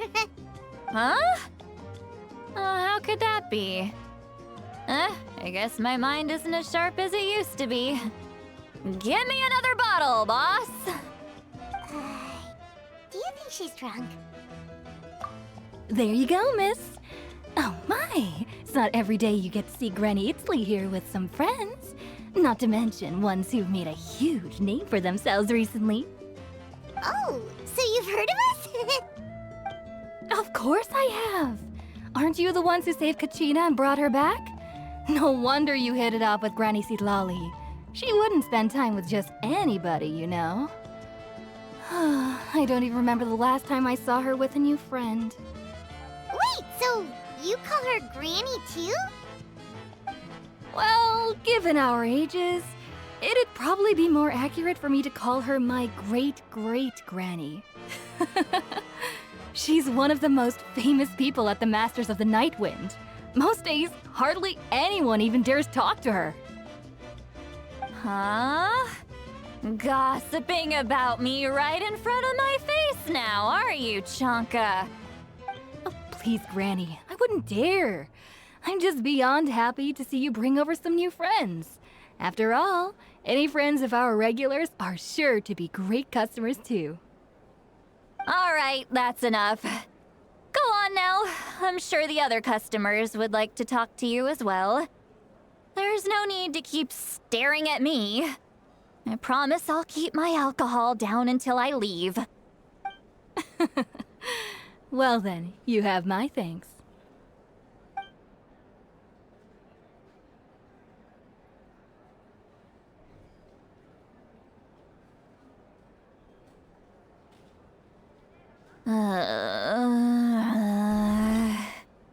Sitlali? Sitlali? Who's that? You got some gall calling me by my first name. Let me guess. You want to test your skills against Granny Eatsley, don't ya? Are you still with us, Sitlali? You're kinda talking to no one. You chumps come around here, picking fights with me? Well, you know what happens next. You lose, and then run off home to tell everyone about how I'm this big scary bully. It's always the same story. You brats start it, I finish it, and then I end up with the reputation of being some kind of terrible monster among the shamans. I mean, come on. Monster? Me? Really? What did I do to deserve that? Granny Sitlali, you're not a monster at all. Exactly. And while we're at it, I'm not some lazy slacker either. Between meditation, advising the chief, and speaking with the Wyab, I actually have a pretty packed schedule, you know. Oh yeah, And I have to mentor all the new kids! Hey, new kid! Yeah, you! Don't play dumb. Didn't I teach you how to find phlogiston? You see? I know my stuff. I'm a good teacher! You tell him! That's more like it. About dang time someone showed me a little respect. Yeah, Granny's a hard worker, all right. You can always rely on old Granny.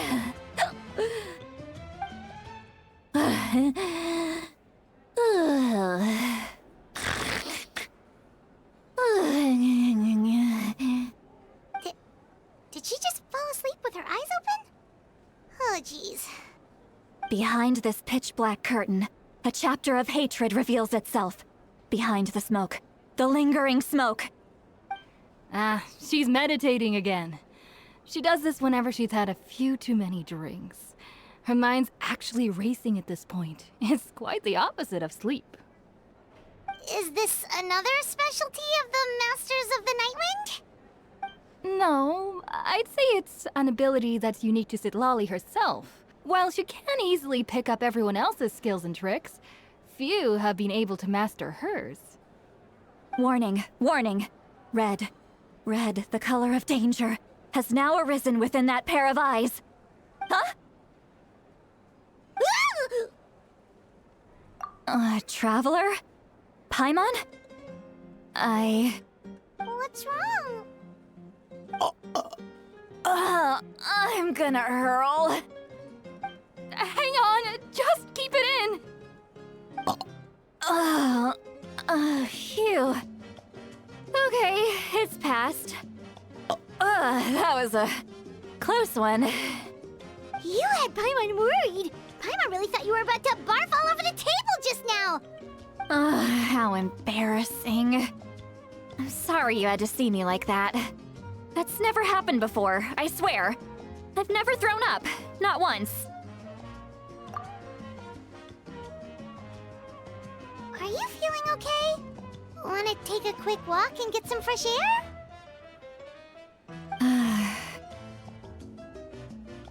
There's so much that I want to say, but I can't.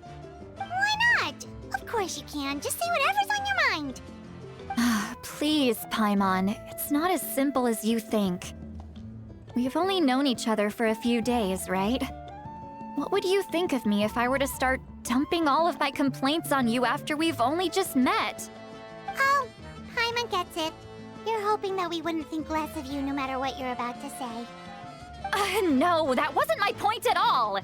Seriously, don't you youngsters know anything about shame? I'm talking about shame! I've lived all these years and still can't get rid of it! Surely, you know the feeling too?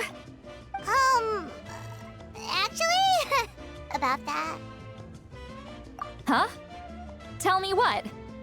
Yeah, this is as good a time as any.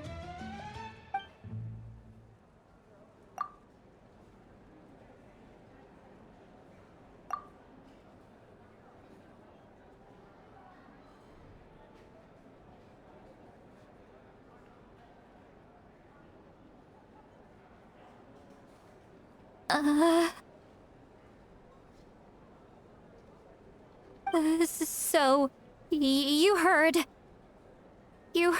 my... It's okay, Citlali.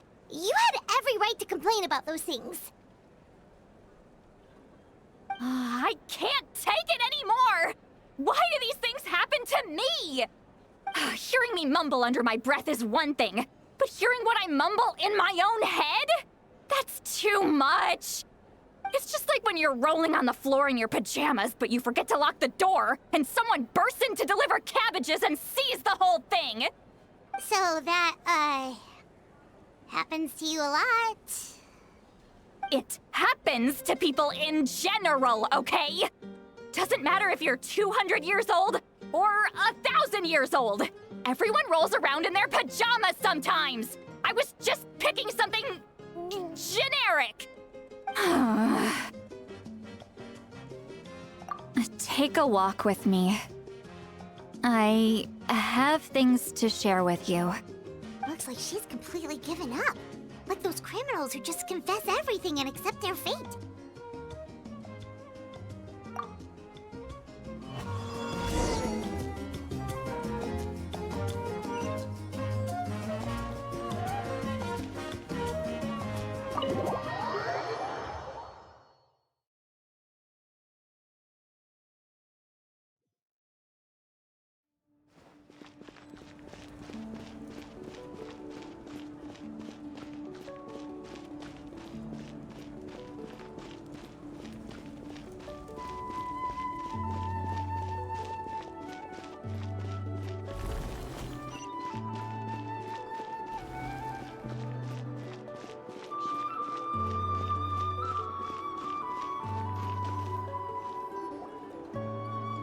Well, great view, right?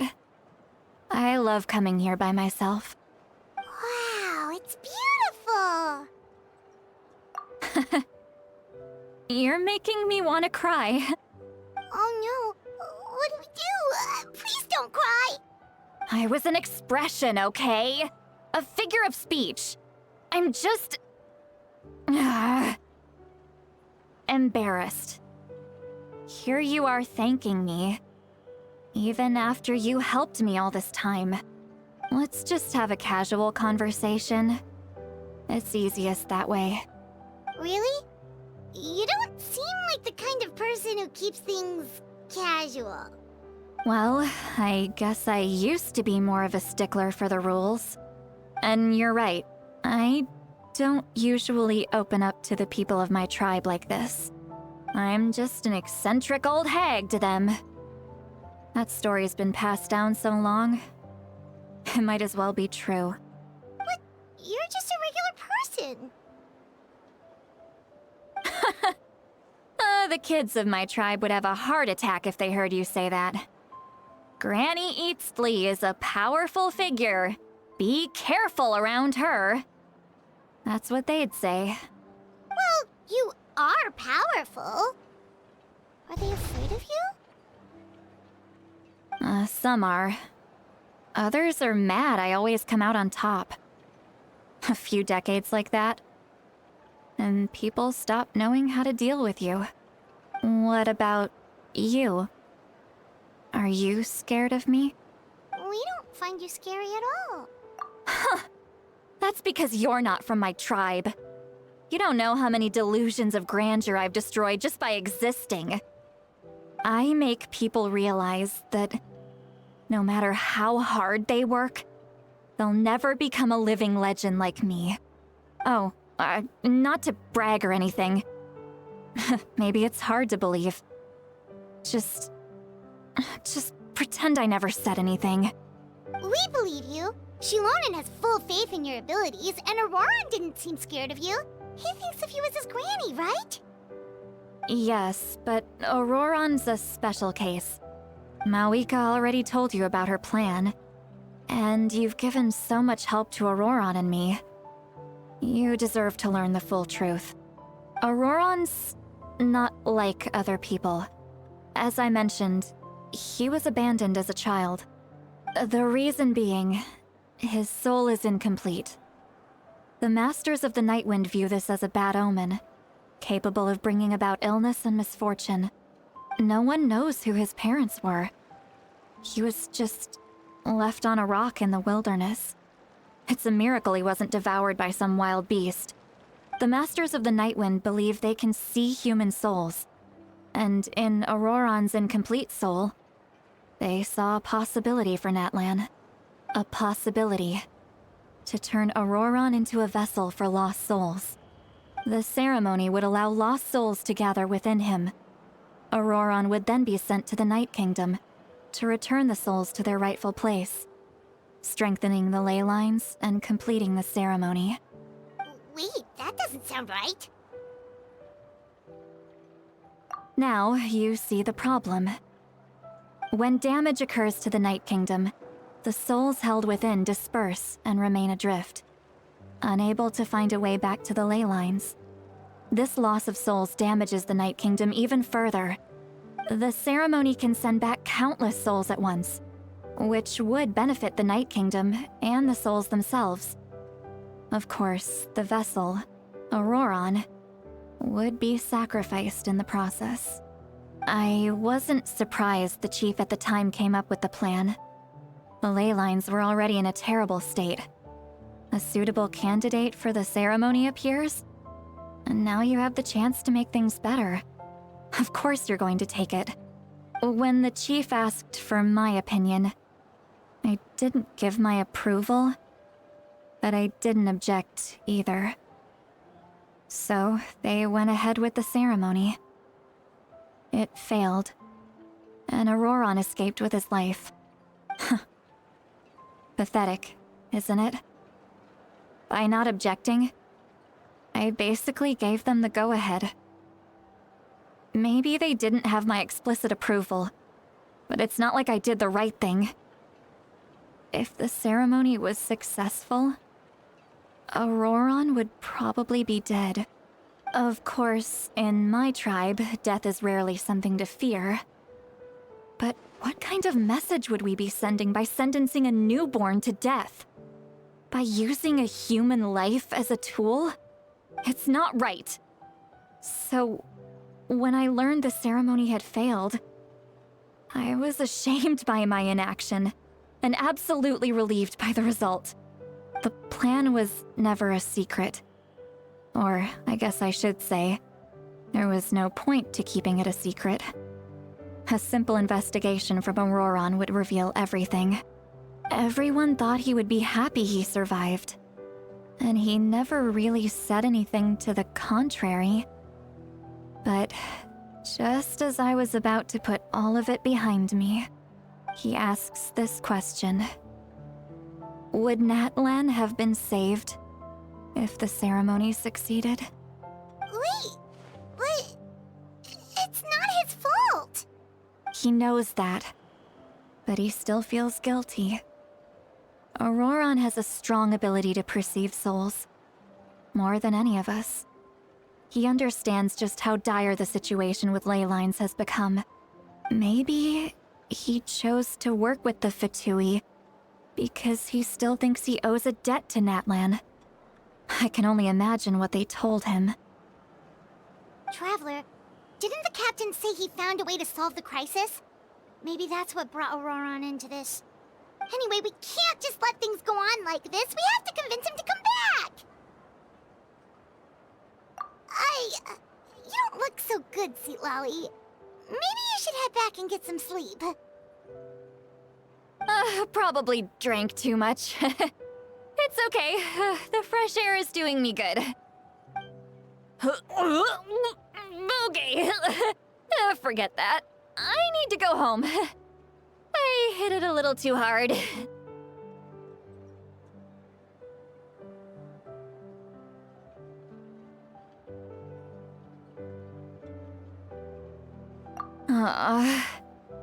You've helped me so much already. How do I even begin to thank you? Hey, we're friends, aren't we? Besides, you already said you owe us a favor, so you don't need to worry about us. Good point. Well, I'll go home and get some sleep. We can figure out our next move in the morning.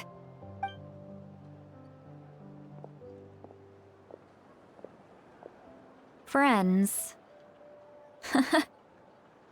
I like the sound of that.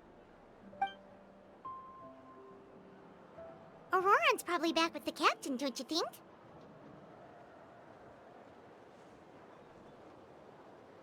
You mean about the backup plan?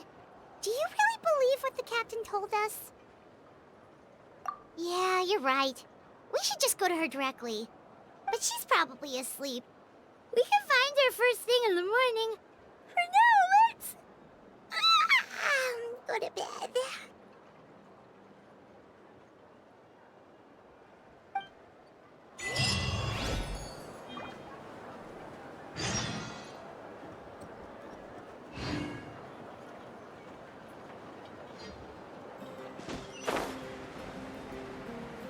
Here, get this here chest real quickly.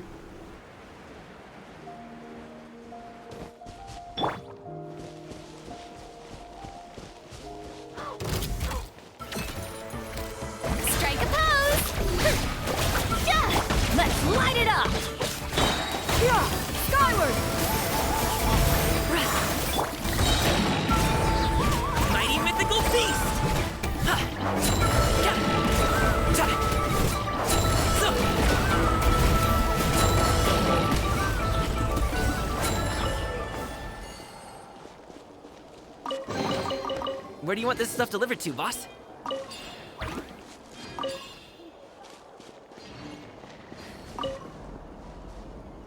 Right.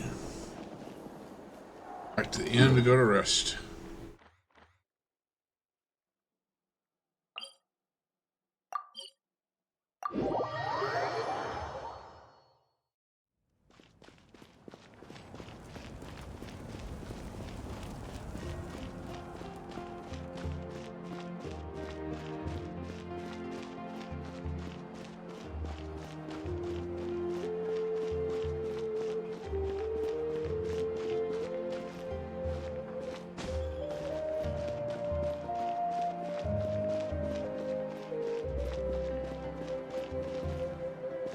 PMs.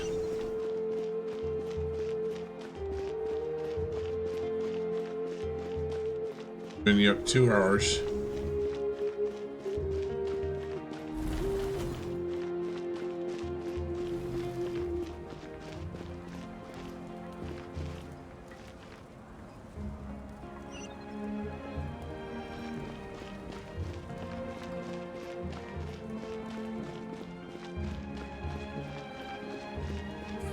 Don't worry, I always win anyway. That's what you need.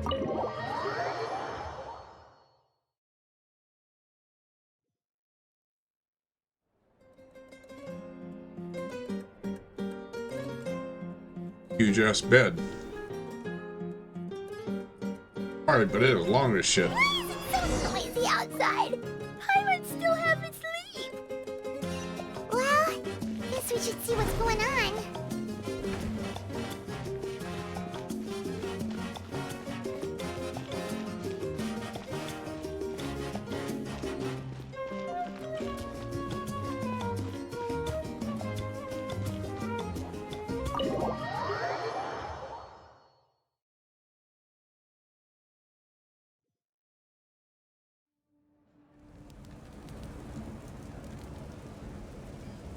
You're already here.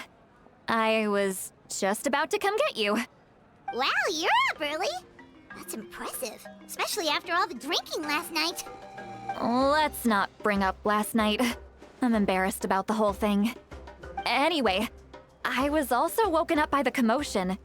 Looks like all the warriors from the stadium are on the move. I heard many areas have been attacked by the Abyss, including the Masters of the Nightwind. I need to head back right away. The Abyss attacked again? Are you sure you can handle it on your own? Do you need our help? I'll be fine. We also have the support of the warriors stationed at the various outposts. Given the quick response, things shouldn't get too serious. The stadium could always use more manpower, so you should join the forces here. I'm done making excuses for him. He's not a child anymore. He needs to take responsibility for his actions. I was the one who vouched for him, so I need to report back to the Speaker's chamber. I'll accept however they choose to handle the situation. But I should be able to convince them to let me go back to my tribe first to deal with the attack. As for the ancient name, once we handle this crisis, I'll talk to Shilonen right away. Don't worry. I never forget a promise to a friend. Thank you. All right, I need to start heading back. She left in a hurry. The situation must be really serious. Oh, looks like a lot of people are heading to the stadium. Let's see what's going on.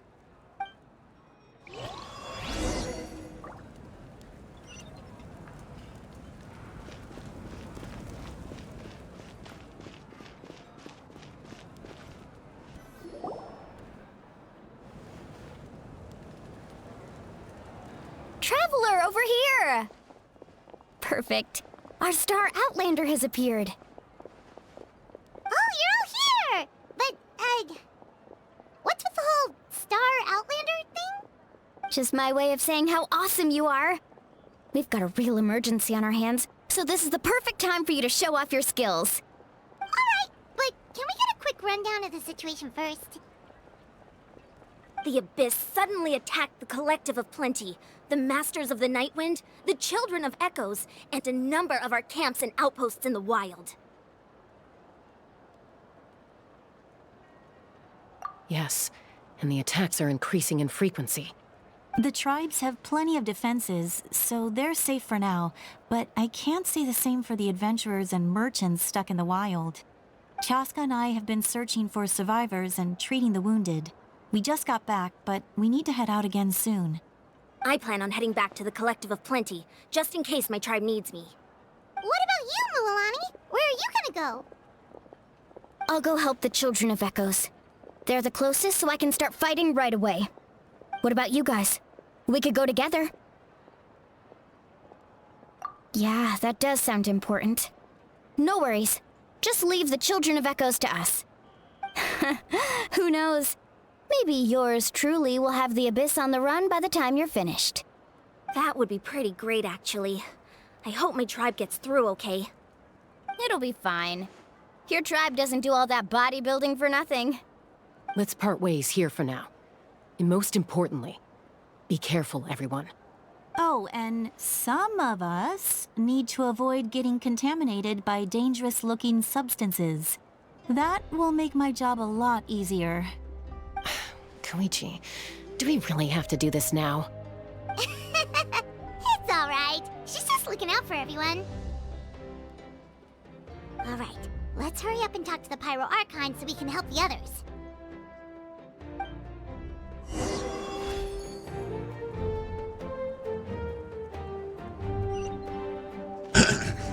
Awika.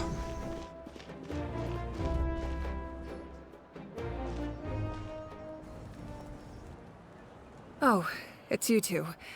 As you can see, things are not looking good right now. People across Natlan are in danger. Look, I'm very interested in your recent adventures, but this is not a good time. So we'll have to keep our conversation short. That's alright, we're also in a hurry. We're gonna go help the Children of Echoes after this. What?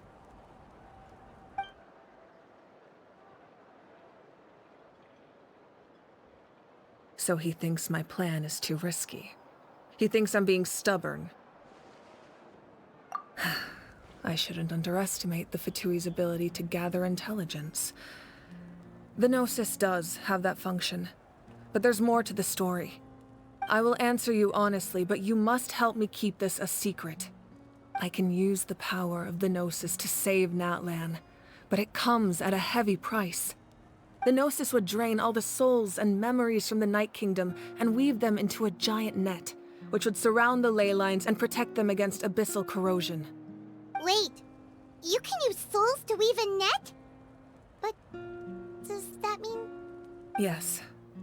It means sacrificing those souls in the process. Souls are just another form of life. The cruelty of this method is self-evident.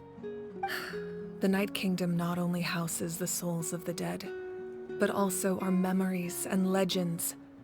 Using the Gnosis means converting all three into material for the net, erasing our history and culture.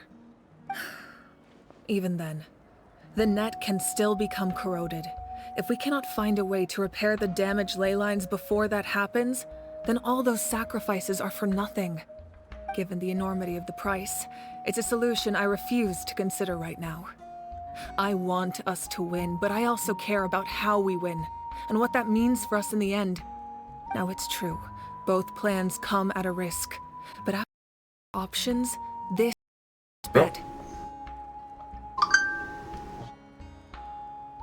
Power outage. Oh, that was great. Got power.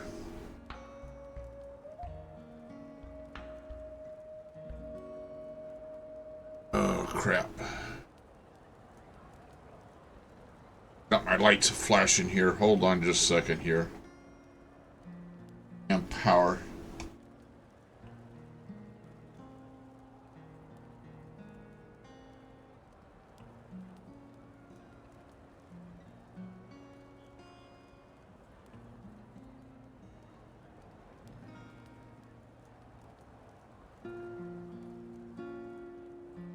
Of all my smart lights.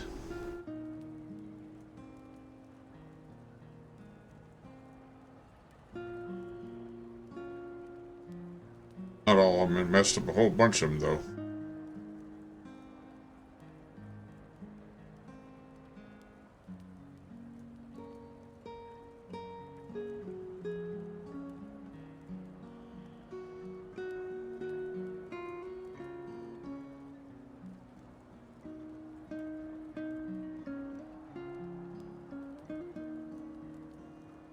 Oh, gosh, this is...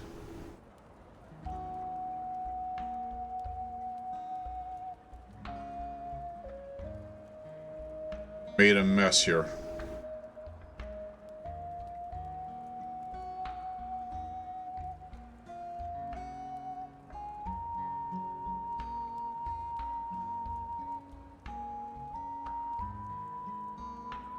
Alright, let's see here. Hey Google, turn on desk light. Turning off as desk.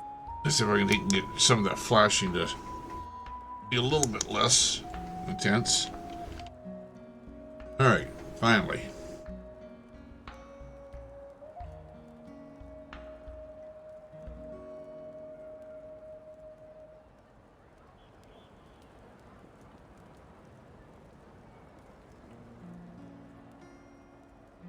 Okay, let's see here. I got some lights that are getting still messed up.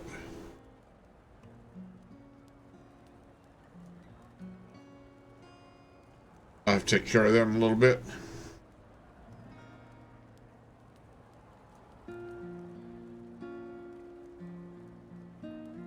Alright. Oh, that was great. That's a mess.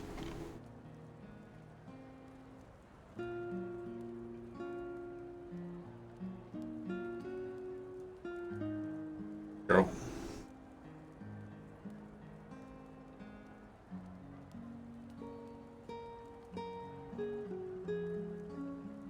We went the other day, Saturday for went for 16 hours without power. Storms.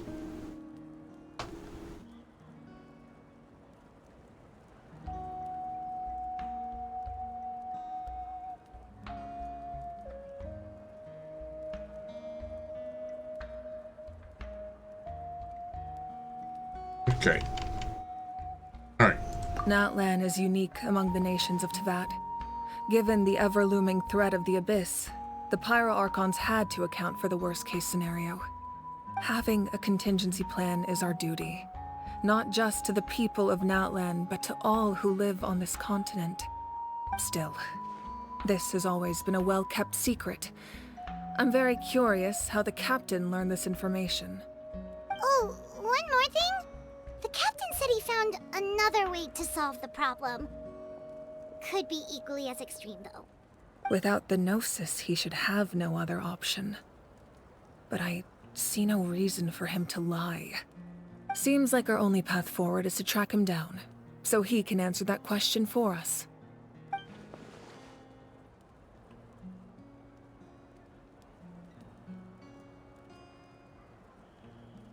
Judging by your expression, you must have doubted me, even if just for a second.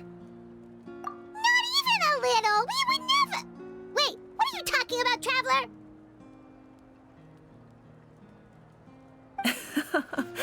Just as expected. I appreciate your sincerity. Maybe it was out of caution, anxiety, or simple curiosity, but know this. No matter what, our goal remains the same. We both want to save the people of this land. So now that you have your answer, do you still doubt me? You scared Paimon. You've really got a lot of guts, Traveler. That's a good thing.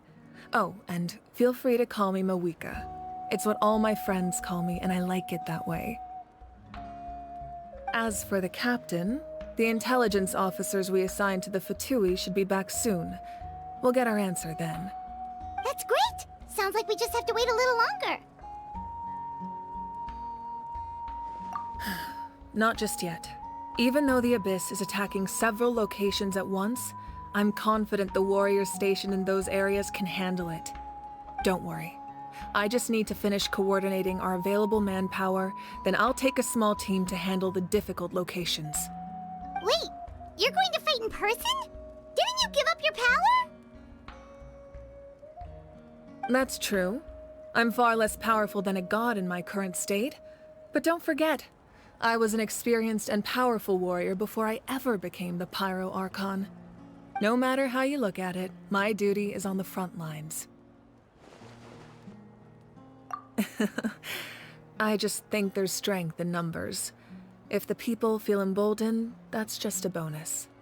Anyway, even if we respond to these threats in time, it's not a permanent solution in the long run. I've considered moving my people to other nations, but given their close connection to the Night Kingdom, a forced evacuation would have devastating consequences. I've told the chiefs of each tribe to strengthen their defenses and advise people against leaving their settlements. Now, I just need to find the right time to disclose the true nature of the crisis to the people of Natlan. Paimon's a little worried about how people will react. Yes, but that won't be the only response. In any case, that's for me to worry about. I'll let you know when we have more information on the captain. All right, we should head out. Maybe we can join up with Milani. She can't be too far ahead. No need to worry about me.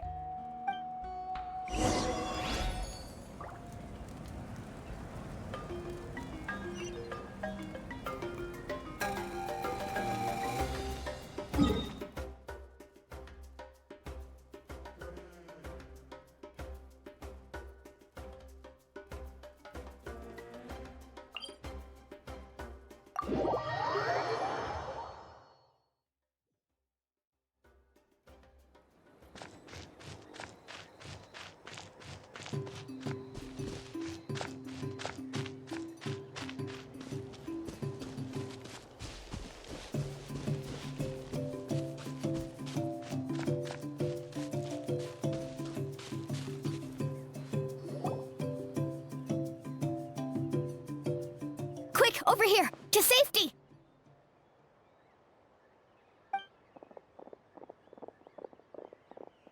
Kachina, how many people do you have left? They've all made it out. It's the Traveler and Paimon! They're here! What's the situation? There's a trapped caravan that needs our help. We need to rescue them as soon as possible. We'll go together. I'm coming too.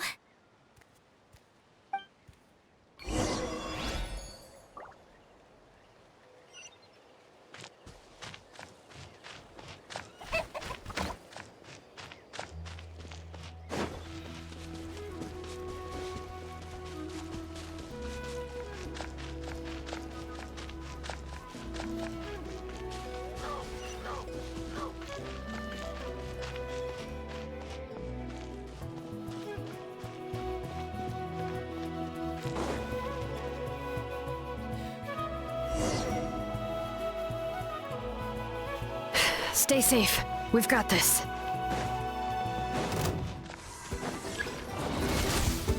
Bring it! Letting brave names echo!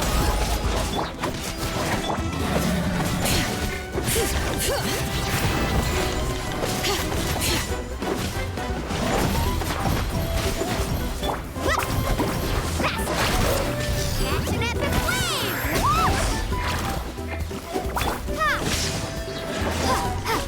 Bellowing thunder! Hear the echoes of the valley! Japan!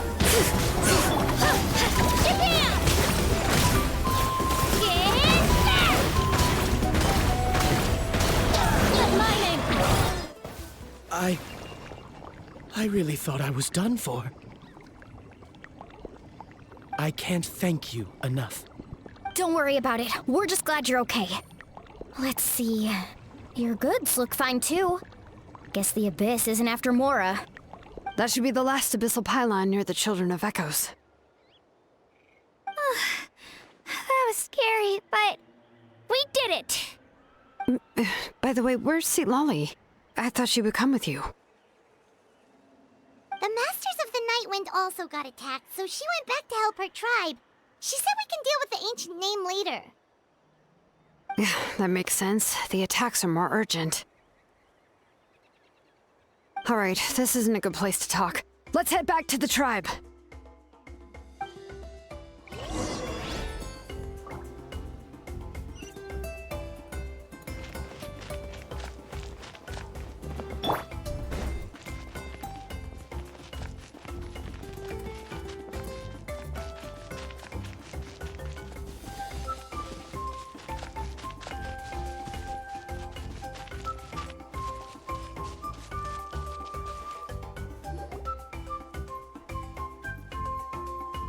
Looks like a few people were hurt after all. Oh, I should have got here sooner. The Abyss threw a lot at us at once. I rushed out as soon as I heard the alarm, and there were already so many monsters. Before long, Kachina brought over a whole group of warriors, and just like that, we destroyed several pylons as a team. I wasn't in charge or anything. We just happened to be together. Still, I think this proves that camping in the wild was a great idea. That's how we were able to respond so fast. Sleeping on the wet grass was pretty uncomfortable, but it was worth it. You mean the situation in the Night Kingdom, right? Yeah, I feel the same way. We've managed to keep it a secret all this time, but more and more people are realizing something's wrong. It's impossible not to feel anxious when things are getting worse by the second, and all we can do is wait. And we still don't know when the final 2 heroes are going to appear. That just means we need to buy the Pyro Archon more time. Keep pushing, everyone. Every battle is worth something. You really are an eternal optimist, Mualani. You always find a way to cheer people up. Why, thank you. I guess it's one of my better qualities.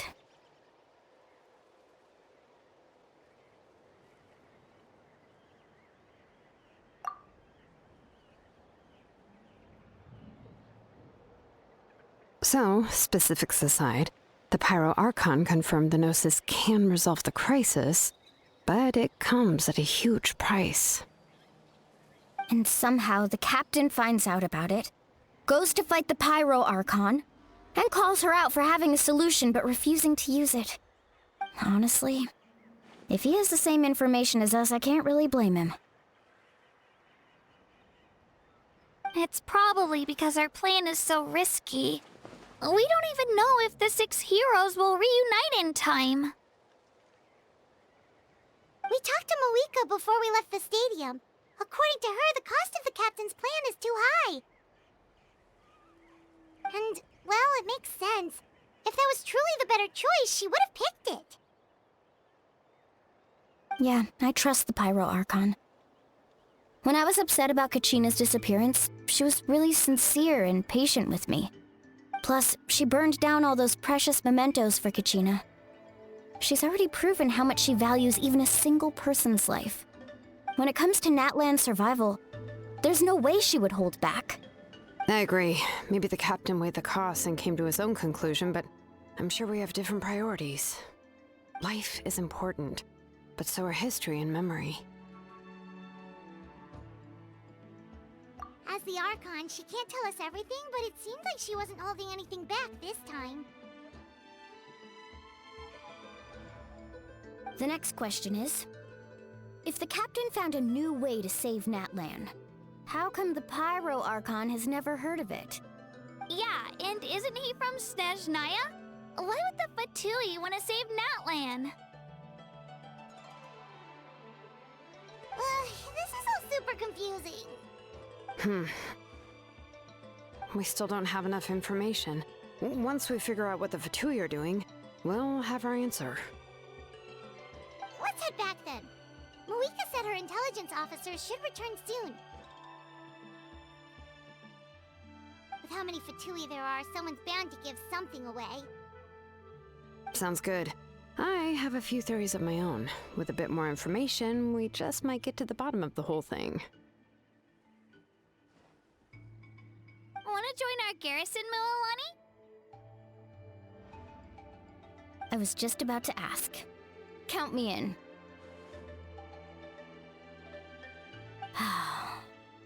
If I was just a bit faster, we could have prevented a few people from getting hurt. People who could help us in the next battle. It's all a chain reaction. Then you should go register right away. It shouldn't take long. Everyone's looking for people. Register? Nah. I'll just follow you around. You know, go where you go, do what you do. Okay, but then you have to follow my orders. You got it. I just don't want to make the trip back. It's so far. All right. See you all later. Let's get together and celebrate once this is over. Oh, you betcha!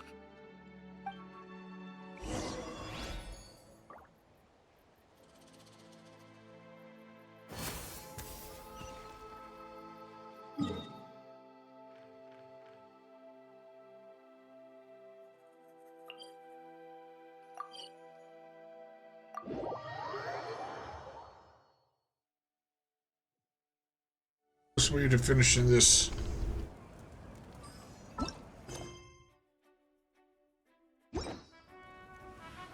Hopefully, much longer.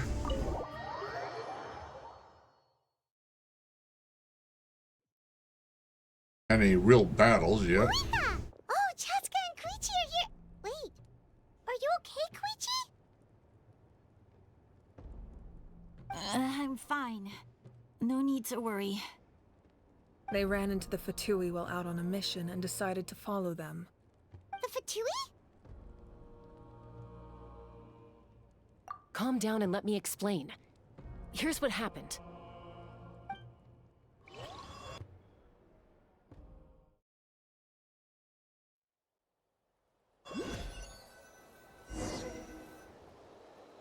Watch out. It's the Fatui. Were they attacked by the Abyss? No, wait. It looks like they're protecting a group of travelers. Over there. Do you see? You're right. That's a traveling group from Natlan. Could they be trading for something? Let's keep observing for now. We're glad you're okay. Given the appearance of abyss monsters all over Natlan, you should cancel your journey and seek shelter at the stadium or one of the tribes. Thank you so much. I wish there was something we could give you.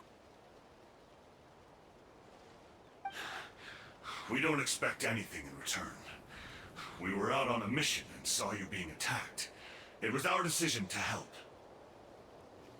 If you truly wish to repay the favor, you can keep this a secret. If anyone asks, just say you were saved by warriors from Natlan. Oh, okay. We can do that. But... We're not asking you to cover up our activities. We haven't done anything illegal. Our captain simply wishes to remain undisturbed. Nonetheless, the decision remains yours. If we wanted to keep you quiet, we would have employed a harsher method. Got it. We'll get going now. Did you hear that? They mentioned a captain. Isn't that who the Pyro Archon is looking for? Exactly. We could be onto something big. Still, there was no trade. They were just helping people in need. I didn't sense an ulterior motive. I didn't believe the captain when he said he wanted to save Natlan. But based on what we just saw, it's possible he was telling the truth. Maybe we've been wrong about the Fatui this whole time. It's too early to say. Let's follow them and see what's really going on.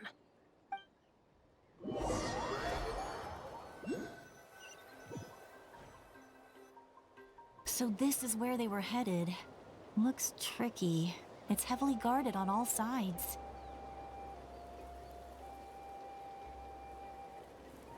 Koichi, wait for me here. I'll go in and check it out. Oh, no you don't. How are you planning to get through all the guards? Look, I can use this terrain to my advantage. With our tribe's special way of getting around, I doubt they'll see me coming. We still can't see anything on the inside. What if you can't find cover? You won't have anyone to watch your back if you go in alone. the more heavily guarded the location, the more valuable the secrets. Even if the captain isn't here, we can still figure out what the Fatui are planning. That intel is worth the risk. Fine. You're not gonna listen to me anyway, so let me come with you. That's even more risky. You've been running around saving people for days. You're already at your limit. I'm confident I can protect myself. I'm not sure you can say the same. At least right now. I can. You really believe that? Fine, don't believe me. But you can't honestly tell me infiltrating a heavily guarded Fatui hideout all on your own sounds more reasonable. You know, growing up, even if I insisted on doing something, it never gave you any trouble. I'm not sure you can say the same. All right. If we start arguing, this will never end. We can't let this opportunity go to waste.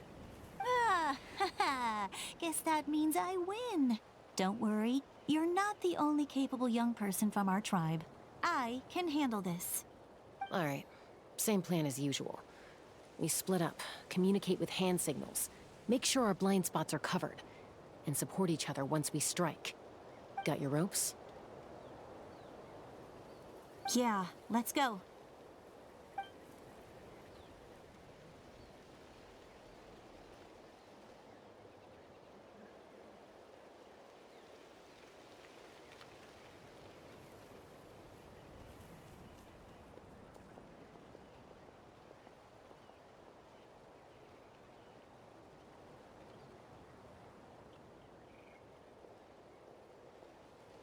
The Fatui have eyes all over this place.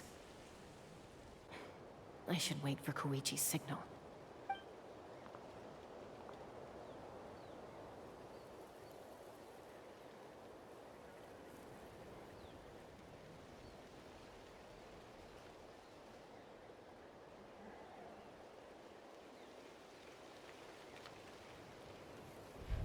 Now.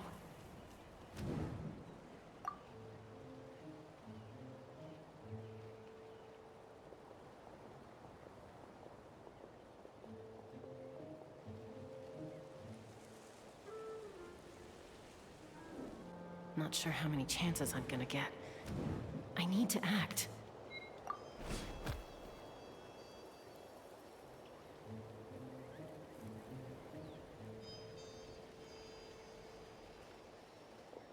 Good.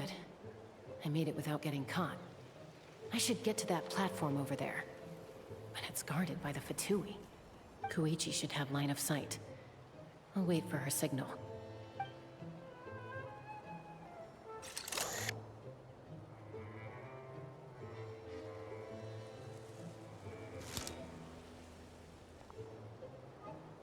That's it. Now's my chance.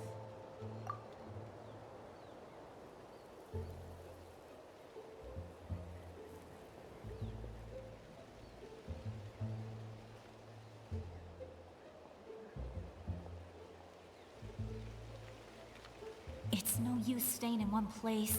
I should keep moving. Looks like Chaska is helping me by keeping an eye on the Fatui movements. I'll wait for her signal.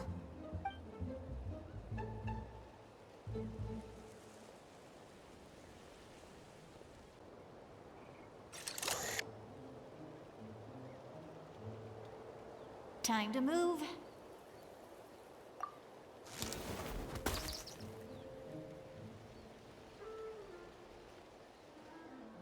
Whew. That was close. Almost got caught. Probably can't make it over in one go. I'll wait for my next chance. Now's my chance.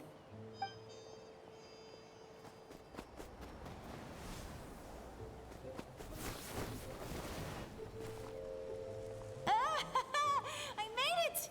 That'll show my sister. Let's see. The Fatui's occupying all the best locations. If we could just get past them somehow. Wait, I've got it!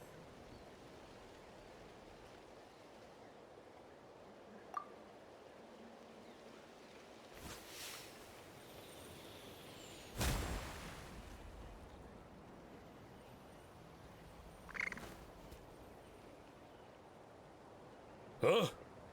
What's that noise? Did something explode?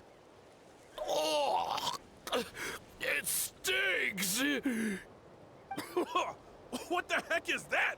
What do you think you're doing? I could ask you the same thing!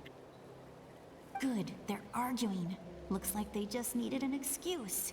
They've probably had enough of this job already. The people on the hill over there left to help their comrades. This is our chance.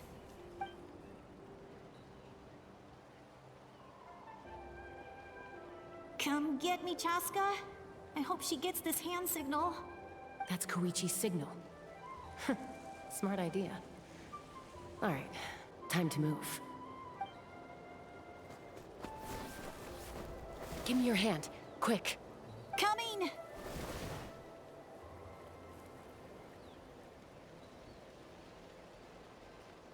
I checked, and this way is completely clear. It should lead us to the deepest part of this place.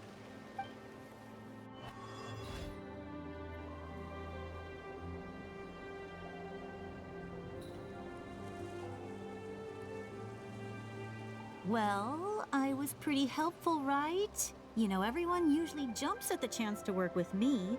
Not my own sister, though. No, she avoids me like her life depends on it. I was wrong, Koichi. You've done well. Wait, you're just gonna admit it? Now I look like the mean one. Let's focus on the task at hand. We're in the heart of enemy territory. The more time we waste, the more dangerous this becomes. All right. If you're not gonna take the bait, then I'll drop it. Looks like the Fatui are here to dig something up. I'm surprised they mobilized this many people. I doubt it's because they're interested in our culture and history. It seems like they're looking for a dragon relic called the Source Mechanism. The device is ancient. Barely any information survives to this day. And even people from Natlan don't know how to use it. Why would this be the Fatui's target?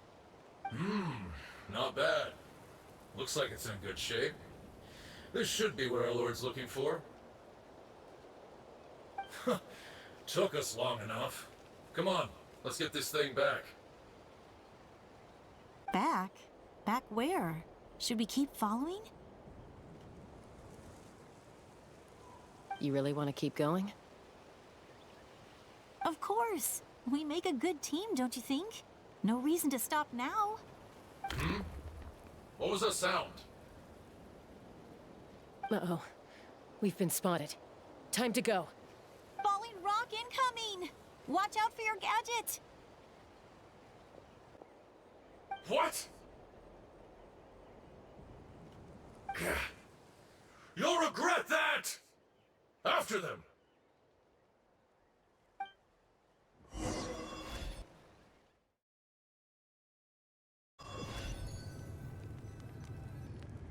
Once we got them off our tail, we went back to observe some more. They'd collected several identical pieces of something. It looked like they were waiting, though. So we decided to come back. So, Koichi got injured trying to get them off your tail? She pushed herself too hard and collapsed on the way back to the stadium. Well, I didn't cause you any trouble while we were fighting, right? So my perfect record remains. You've done very well. I could make a comment on knowing your limits, but it's not my place. I know. I'm already reflecting on my actions. So, our current intel suggests the Fatui is after the source mechanism. The device is a complete mystery, even to us. What does the captain want with it? I have no idea. But it's safe to assume the device could serve a similar purpose to the Gnosis. Shilonen, I need you to gather every scholar in Natlan familiar with the secret source. I'll get right on it. Thank you both for your hard work. Koichi, it's time for you to get some rest. Oh, and there are gifts from your patients waiting at the speaker's chamber. I've prepared a small gift of my own as a token of gratitude. I'll send it to your home along with the others. My patience. That's so nice of them. Guess that means I'm doing something right. You don't need to give us anything, Archon. We were just doing our duty for Natlan. I should take Koichi home now. Well, if Koichi doesn't want her favorite Saurus crackers, then... I accept. Thank you, Archon. What am I gonna do with you? There's some for the rest of you as well. They're one of my favorites too, so don't be shy. I'll start investigating the source mechanism right away. If I learn anything, you'll be the first to know. Yummy snacks!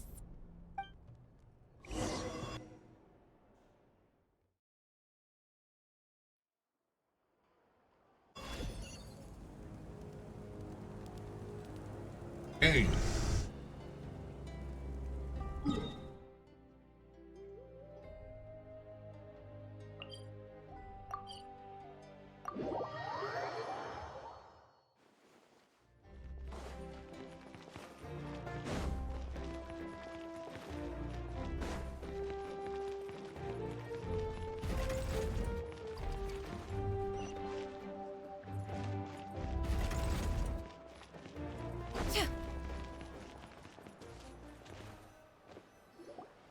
What's next for you two? I'm taking Koichi home. With our parents there to keep an eye on her. I can make sure she actually rests. Hey, it's not like I'm some kind of prisoner. I'll be fine in a day or two. There's no need to go all the way home. That's what you always say. Everything's no big deal until you collapse. What if the Abyss attacks again? You're saying if I let you rest in a hotel, you're not gonna rush out the minute you hear the alarm? I won't. Triple promise I won't. Mm-hmm. Fine. On the off chance something like that were to happen, I might. But I'm a doctor. I have a duty to help people in need, no matter how hard or tiring the work gets. I guess you're right. But I don't have to like it. This reminds Paimon of when we first met! Except you were the one trying to stop Chaska from doing something dangerous. I do the same for anyone trying to put their life in danger. As a doctor, I don't want people to get hurt because of a rash decision. Then try to see things from my perspective. You clearly want to protect your patients. So can't you understand why your own sister would feel the same way about you? The two of you are the same, you know? I disagree. I understand the risks and costs of my decisions. Who wants to be like her? Overconfident, always making excuses when things go wrong. That's just not true. You think I don't have proof? Okay, don't get into another fight. Just pretend Paimon never said anything. Don't worry, Paimon. You didn't do anything wrong. Arguing is just how we communicate. Neither of us really takes it to heart. Plus, I guess we are similar in some ways. Maybe I rush into things without thinking, but I learned that from her. We're family. I can't help it if my older sister is a bad influence. Okay, you don't have to put it that way. So, you're all good now? Neither of us are really the type to back down, so we'll always have our differences. But still, we get along in our own way. Plus, I know you'll wake up one day and realize I was right all along. I just need to wait. Be my guest. Come on, let's get you home. See you later, Traveler and Paimon. I'll be back once everything's settled at home. There's no rush. At least grab a nice meal with your family.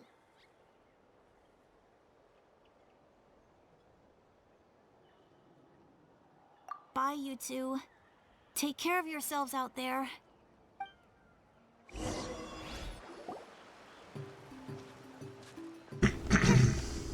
two will probably make up for real at some point, right?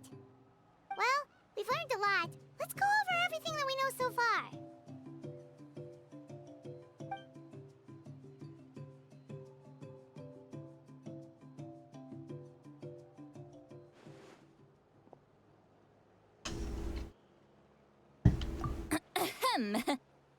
Sorry for popping up out of nowhere. again. Why do you look so awkward? Oh, is there something you need from us? Okay, I won't beat around the bush. Oh, and I'm sorry for interrupting your rest. I'll treat you to some charcoal grilled steak to make up for it. Awesome! Just give us your orders! Hey, friends don't order each other around. I'm just here to share some news. Remember what we talked about before parting ways? Oh yeah, you mentioned how Auroron has always wanted to save Natlan, and something about his soul being fragmented. Paimon and the Traveler discussed it after you left, and we think Auroron is probably back with the captain. What do you think? I agree with your hypothesis. And just now, I confirmed it myself. Auroron came back. He helped the Masters of the Nightwind defend our camp. What? He came back? I told him to give up whatever he's doing, but he refused. He said they're just one step away from success, so there's no way he can back out now. Apparently, he came back to fulfill his duty to our tribe. When he left, he said it was because he still has a duty to Natlan as a whole. I'm surprised you let him go at all. I had to prioritize my tribe. Besides, the situation was intense. I couldn't focus on outside and inside threats at the same time. Plus, he was on guard. He knew I would try to go after him, so he made sure to keep his distance. I kept an eye out for a good opportunity, but it never came.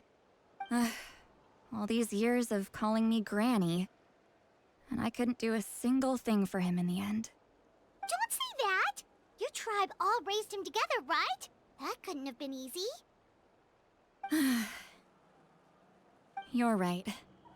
Seeing him come back reminded me of when he was little. Running around the tribe, dropping by random houses right and left. He's not only a child of the Masters of the Nightwind, but a child of Natlan. It's only natural for a child to want to do something for their family. Besides, Auroron is my apprentice.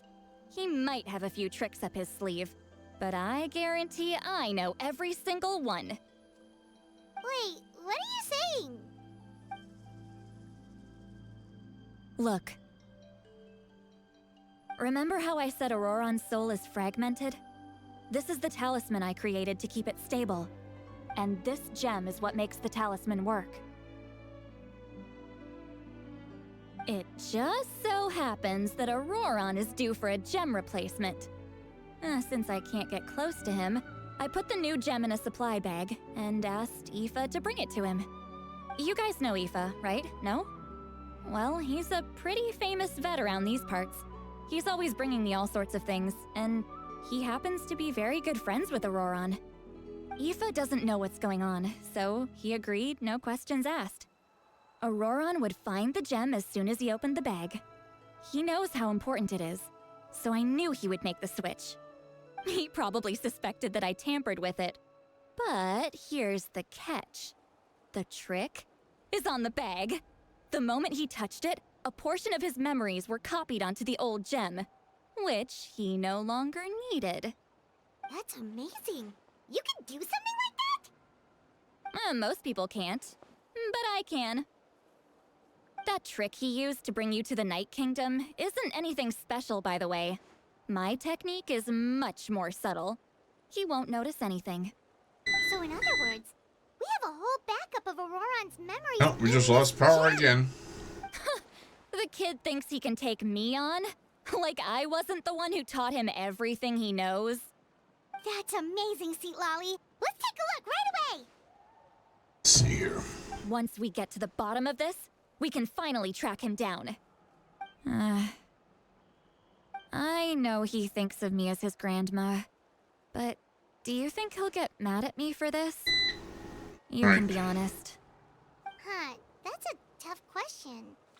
Paimon doesn't have a grandma, so she's not the best person to ask. To be honest, I've always doubted my ability to look after him. I didn't stop the ceremony all those years ago, and now I'm useless again. But if I stop here, you're finished. It will haunt me until I'm 500 years old. Every night I'll wake up in a fit of anger. Yeah, you're right. First anger, then tears. Oh, wait! Who are you calling a crybaby? You're just making it worse, Traveler. I need to look at his memory. Even if he resents me, refuses to see me, or runs away for good, I don't care, and I won't blame him. A family does whatever it takes to protect their own.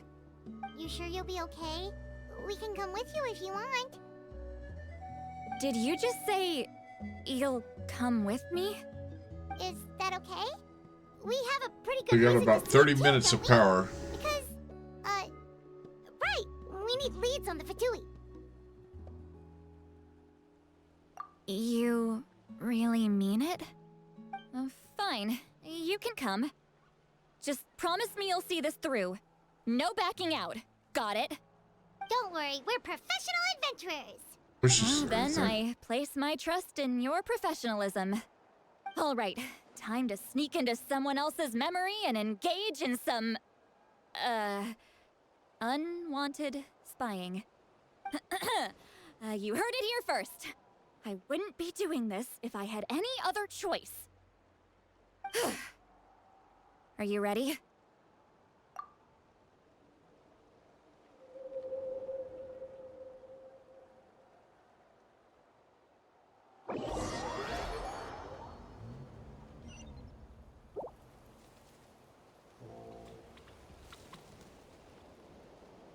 Look how good you're doing. You'll grow into nice big radishes in the future. And you? Aoife says you're taking up too much space, but I think you're a good tree. What do you think? Hey! How's it going, Auroron? Good. How are you, Uncle Okanbi? Can't complain. What you up to? Naming your vegetables again? No, just some idle conversation. Sounds fascinating. What did they say? They told me you were coming and that you would take some produce with you. Only if you're offering. By the way, I ran into Aoife yesterday. He told me Chaska's fostering a saurian at his place. Said the thing trampled over a part of your radish garden. I hope you two didn't get into a huge fight. No, don't worry. I'll find a way for him to make it up to me. I've already wrapped your share of the produce. Here you go. You really knew I was coming. That's pretty amazing. Light up the smoke and you can see the path through the shadows.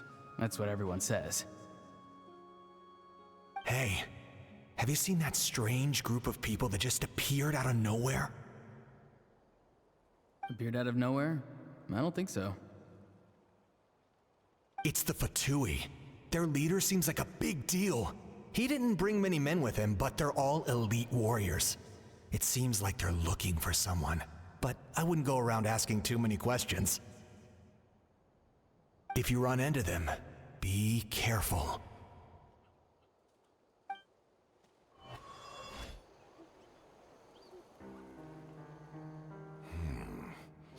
You're from the Masters of the Nightwind, are you not?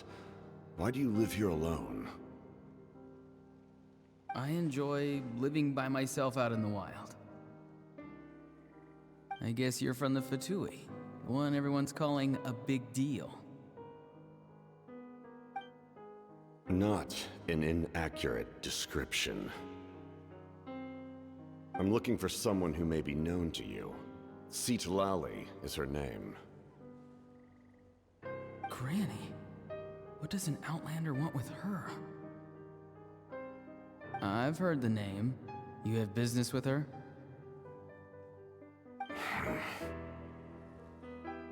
There's no point to further questioning if you insist on hiding things from me. I shall seek answers elsewhere. Oh, he could tell I was lying and now he's leaving? He gave up just like that? Hey! At least tell me why you're looking for Citlali. It's none of your concern. I have my own means of tracking her down. Why are the Fatui looking for her? What does she have to do with them? I can't just let them go like this. I have to figure out what they're planning.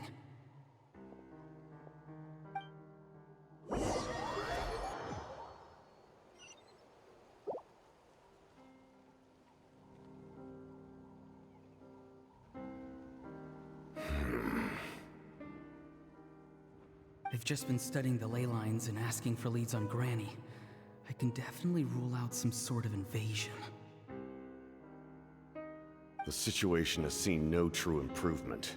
The Pyro Archon did not fulfill her promise. My lord! Ignore him. He is no threat. He knows I'm following him, but he doesn't seem to care. He's strong, I can tell. But there's something unusual about him and also familiar in some way. I can't describe it.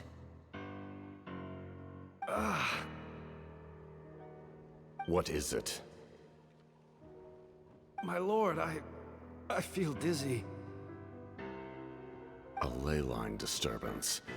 Certain presences have been forced to wander outside their rightful realm.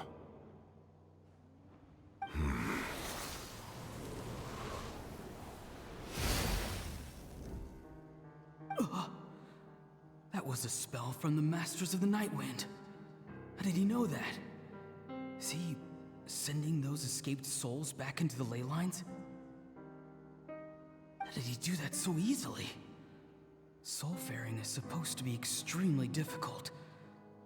This could be related to why he's searching for Granny. I feel much better. Thank you, my lord. Think nothing of it. Stay vigilant, and continue to gather information. The Abyss could attack at any moment. If you notice any irregularities, assume drill formation and be prepared to fight. However, there is no reason to over-engage. Information is our first priority. Yes, sir. Why are the Fatui fighting against the Abyss? Do they really mean us no harm?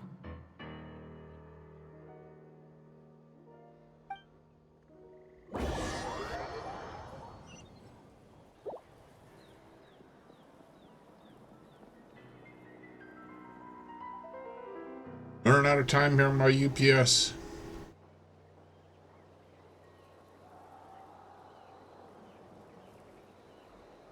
I've been following him this whole time and still they ignore me? Do they really not care? It seems like his subordinates refer to him as the captain. Never heard of him before. And now he's headed to the stadium. That's unusual. Oh, what is he gonna do? You two, with me. Everyone else, wait here as instructed. Send word to the other teams to retreat immediately if this fails. Yes, sir. He's going inside? But the Pyro Archon is in there. What does he want with her? Forgive me, my lord. Allow me to check one more time. Do you truly wish to do this? The time for idle observation is over. It now falls on me to act. This nation is out of time. Yes, sir.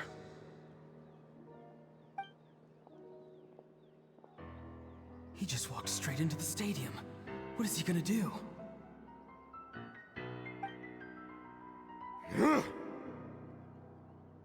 They're both incredibly strong. How long will they have to fight until someone comes out on top?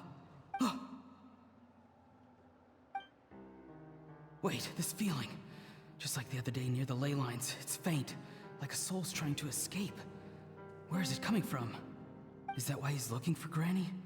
If he dies here, then all clues will be lost. I can't let that happen.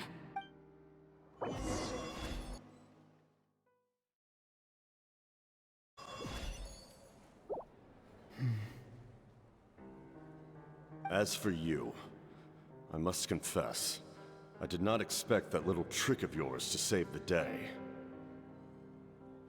No matter how dense the fog, as long as the sun remains, we cannot... You don't have much time. And you're injured on top of that. What do you plan to do next? I'm beginning to see just how useful you may turn out to be. You heard something from here, didn't you?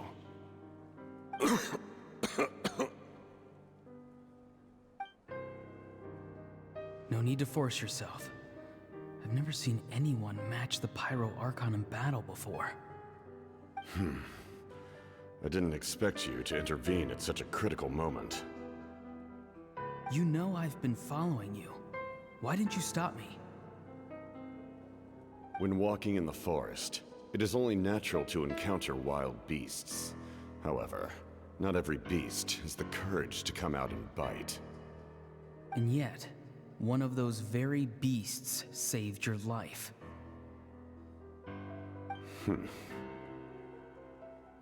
Then speak. What do you want?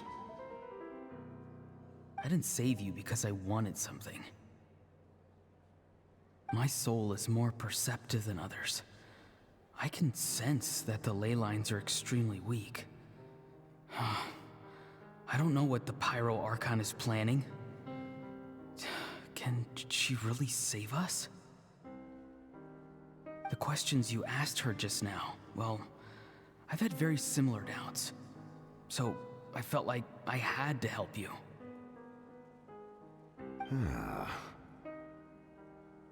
So, you can tell the truth. That was quite a reckless decision to make. I'm not sure you realize that. There's no turning back for me now. What I did back there is going to get me in a lot of trouble. You attacked the Pyro Archon in broad daylight, and I used my spell to save you. So, we're in the same boat. Seem to care little for my thoughts on the matter. It's too late for that. Start from the beginning. Why are you looking for Citlali? Do you know her? Explain your relation to her first. I know you two are acquainted. It was obvious the moment I mentioned her name. Citlali is my elder and my teacher. She taught me everything I know. It's my duty to protect her. If you truly wish to protect her, you should have let me perish at the Pyro Archon's hand. Yet, you chose otherwise. Do I really need to tell you what that means? I want to do something to change Natlan for the better. Something I can accomplish with my own two hands. You're stranger than anyone I've ever met. But maybe, just maybe, you can show me the way. Strange? Citlali is said to be the legendary Granny Eastly, someone capable of communicating with the Wyub, and the Wyub are the key to information on the Night Kingdom. Why do you need knowledge on the Night Kingdom? That is not something you need to know. Don't forget, I saved your life. Do you not believe the Fatui capable of betraying a debt? People can lie, but souls cannot. I can tell there's a weight to your soul, a sense of justice. You may not live among your tribe, but you certainly know their tricks. I apologize for my rash judgment. You are more capable than I imagined. Let's go. We'll see if you have what it takes to join my plan.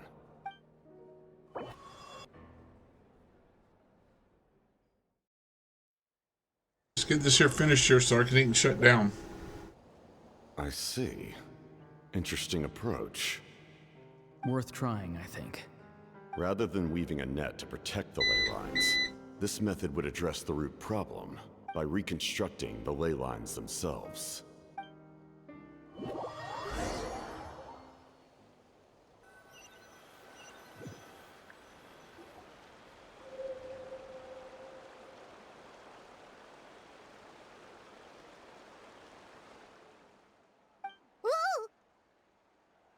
Traveler, Paimon.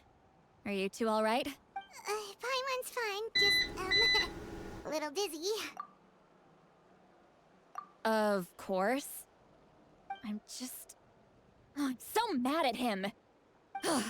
After After everything, he still can't let go of the past. For some reason, he thinks he owes something to the people who cared for him. Stubborn, self-righteous fool. Where's that gonna get him? Now that he's all grown up, he thinks no one can tell him what to do? He thinks he can just run away whenever he wants. I'll show him. If he tries to run one more time, he's got another thing coming. Maybe stubbornness runs in the family. Like grandmother, like grandson, as they say. Is that supposed to be a compliment? Huh, that kid's got nothing on me.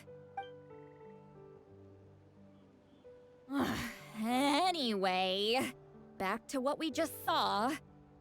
I don't even know what to make of it. Yeah, the captain seriously wants to reconstruct the ley lines?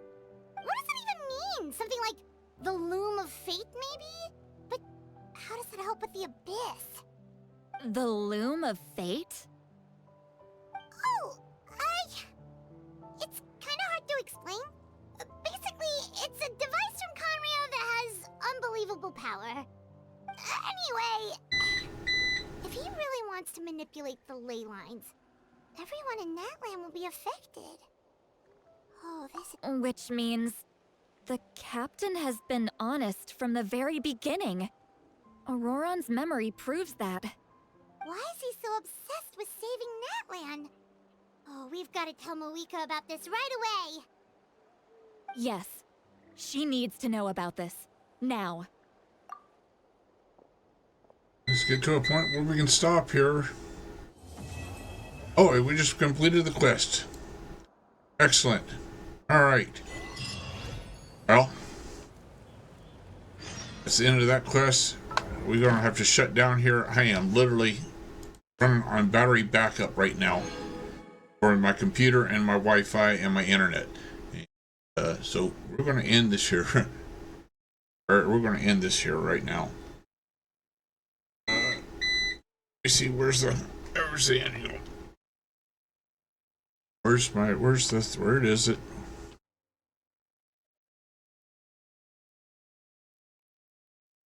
Right. End the stream, Bear Hippie Bot. Okay, everyone, it's time to say goodnight. We'll be back tomorrow, hopefully. Same hippie time, same hippie channel.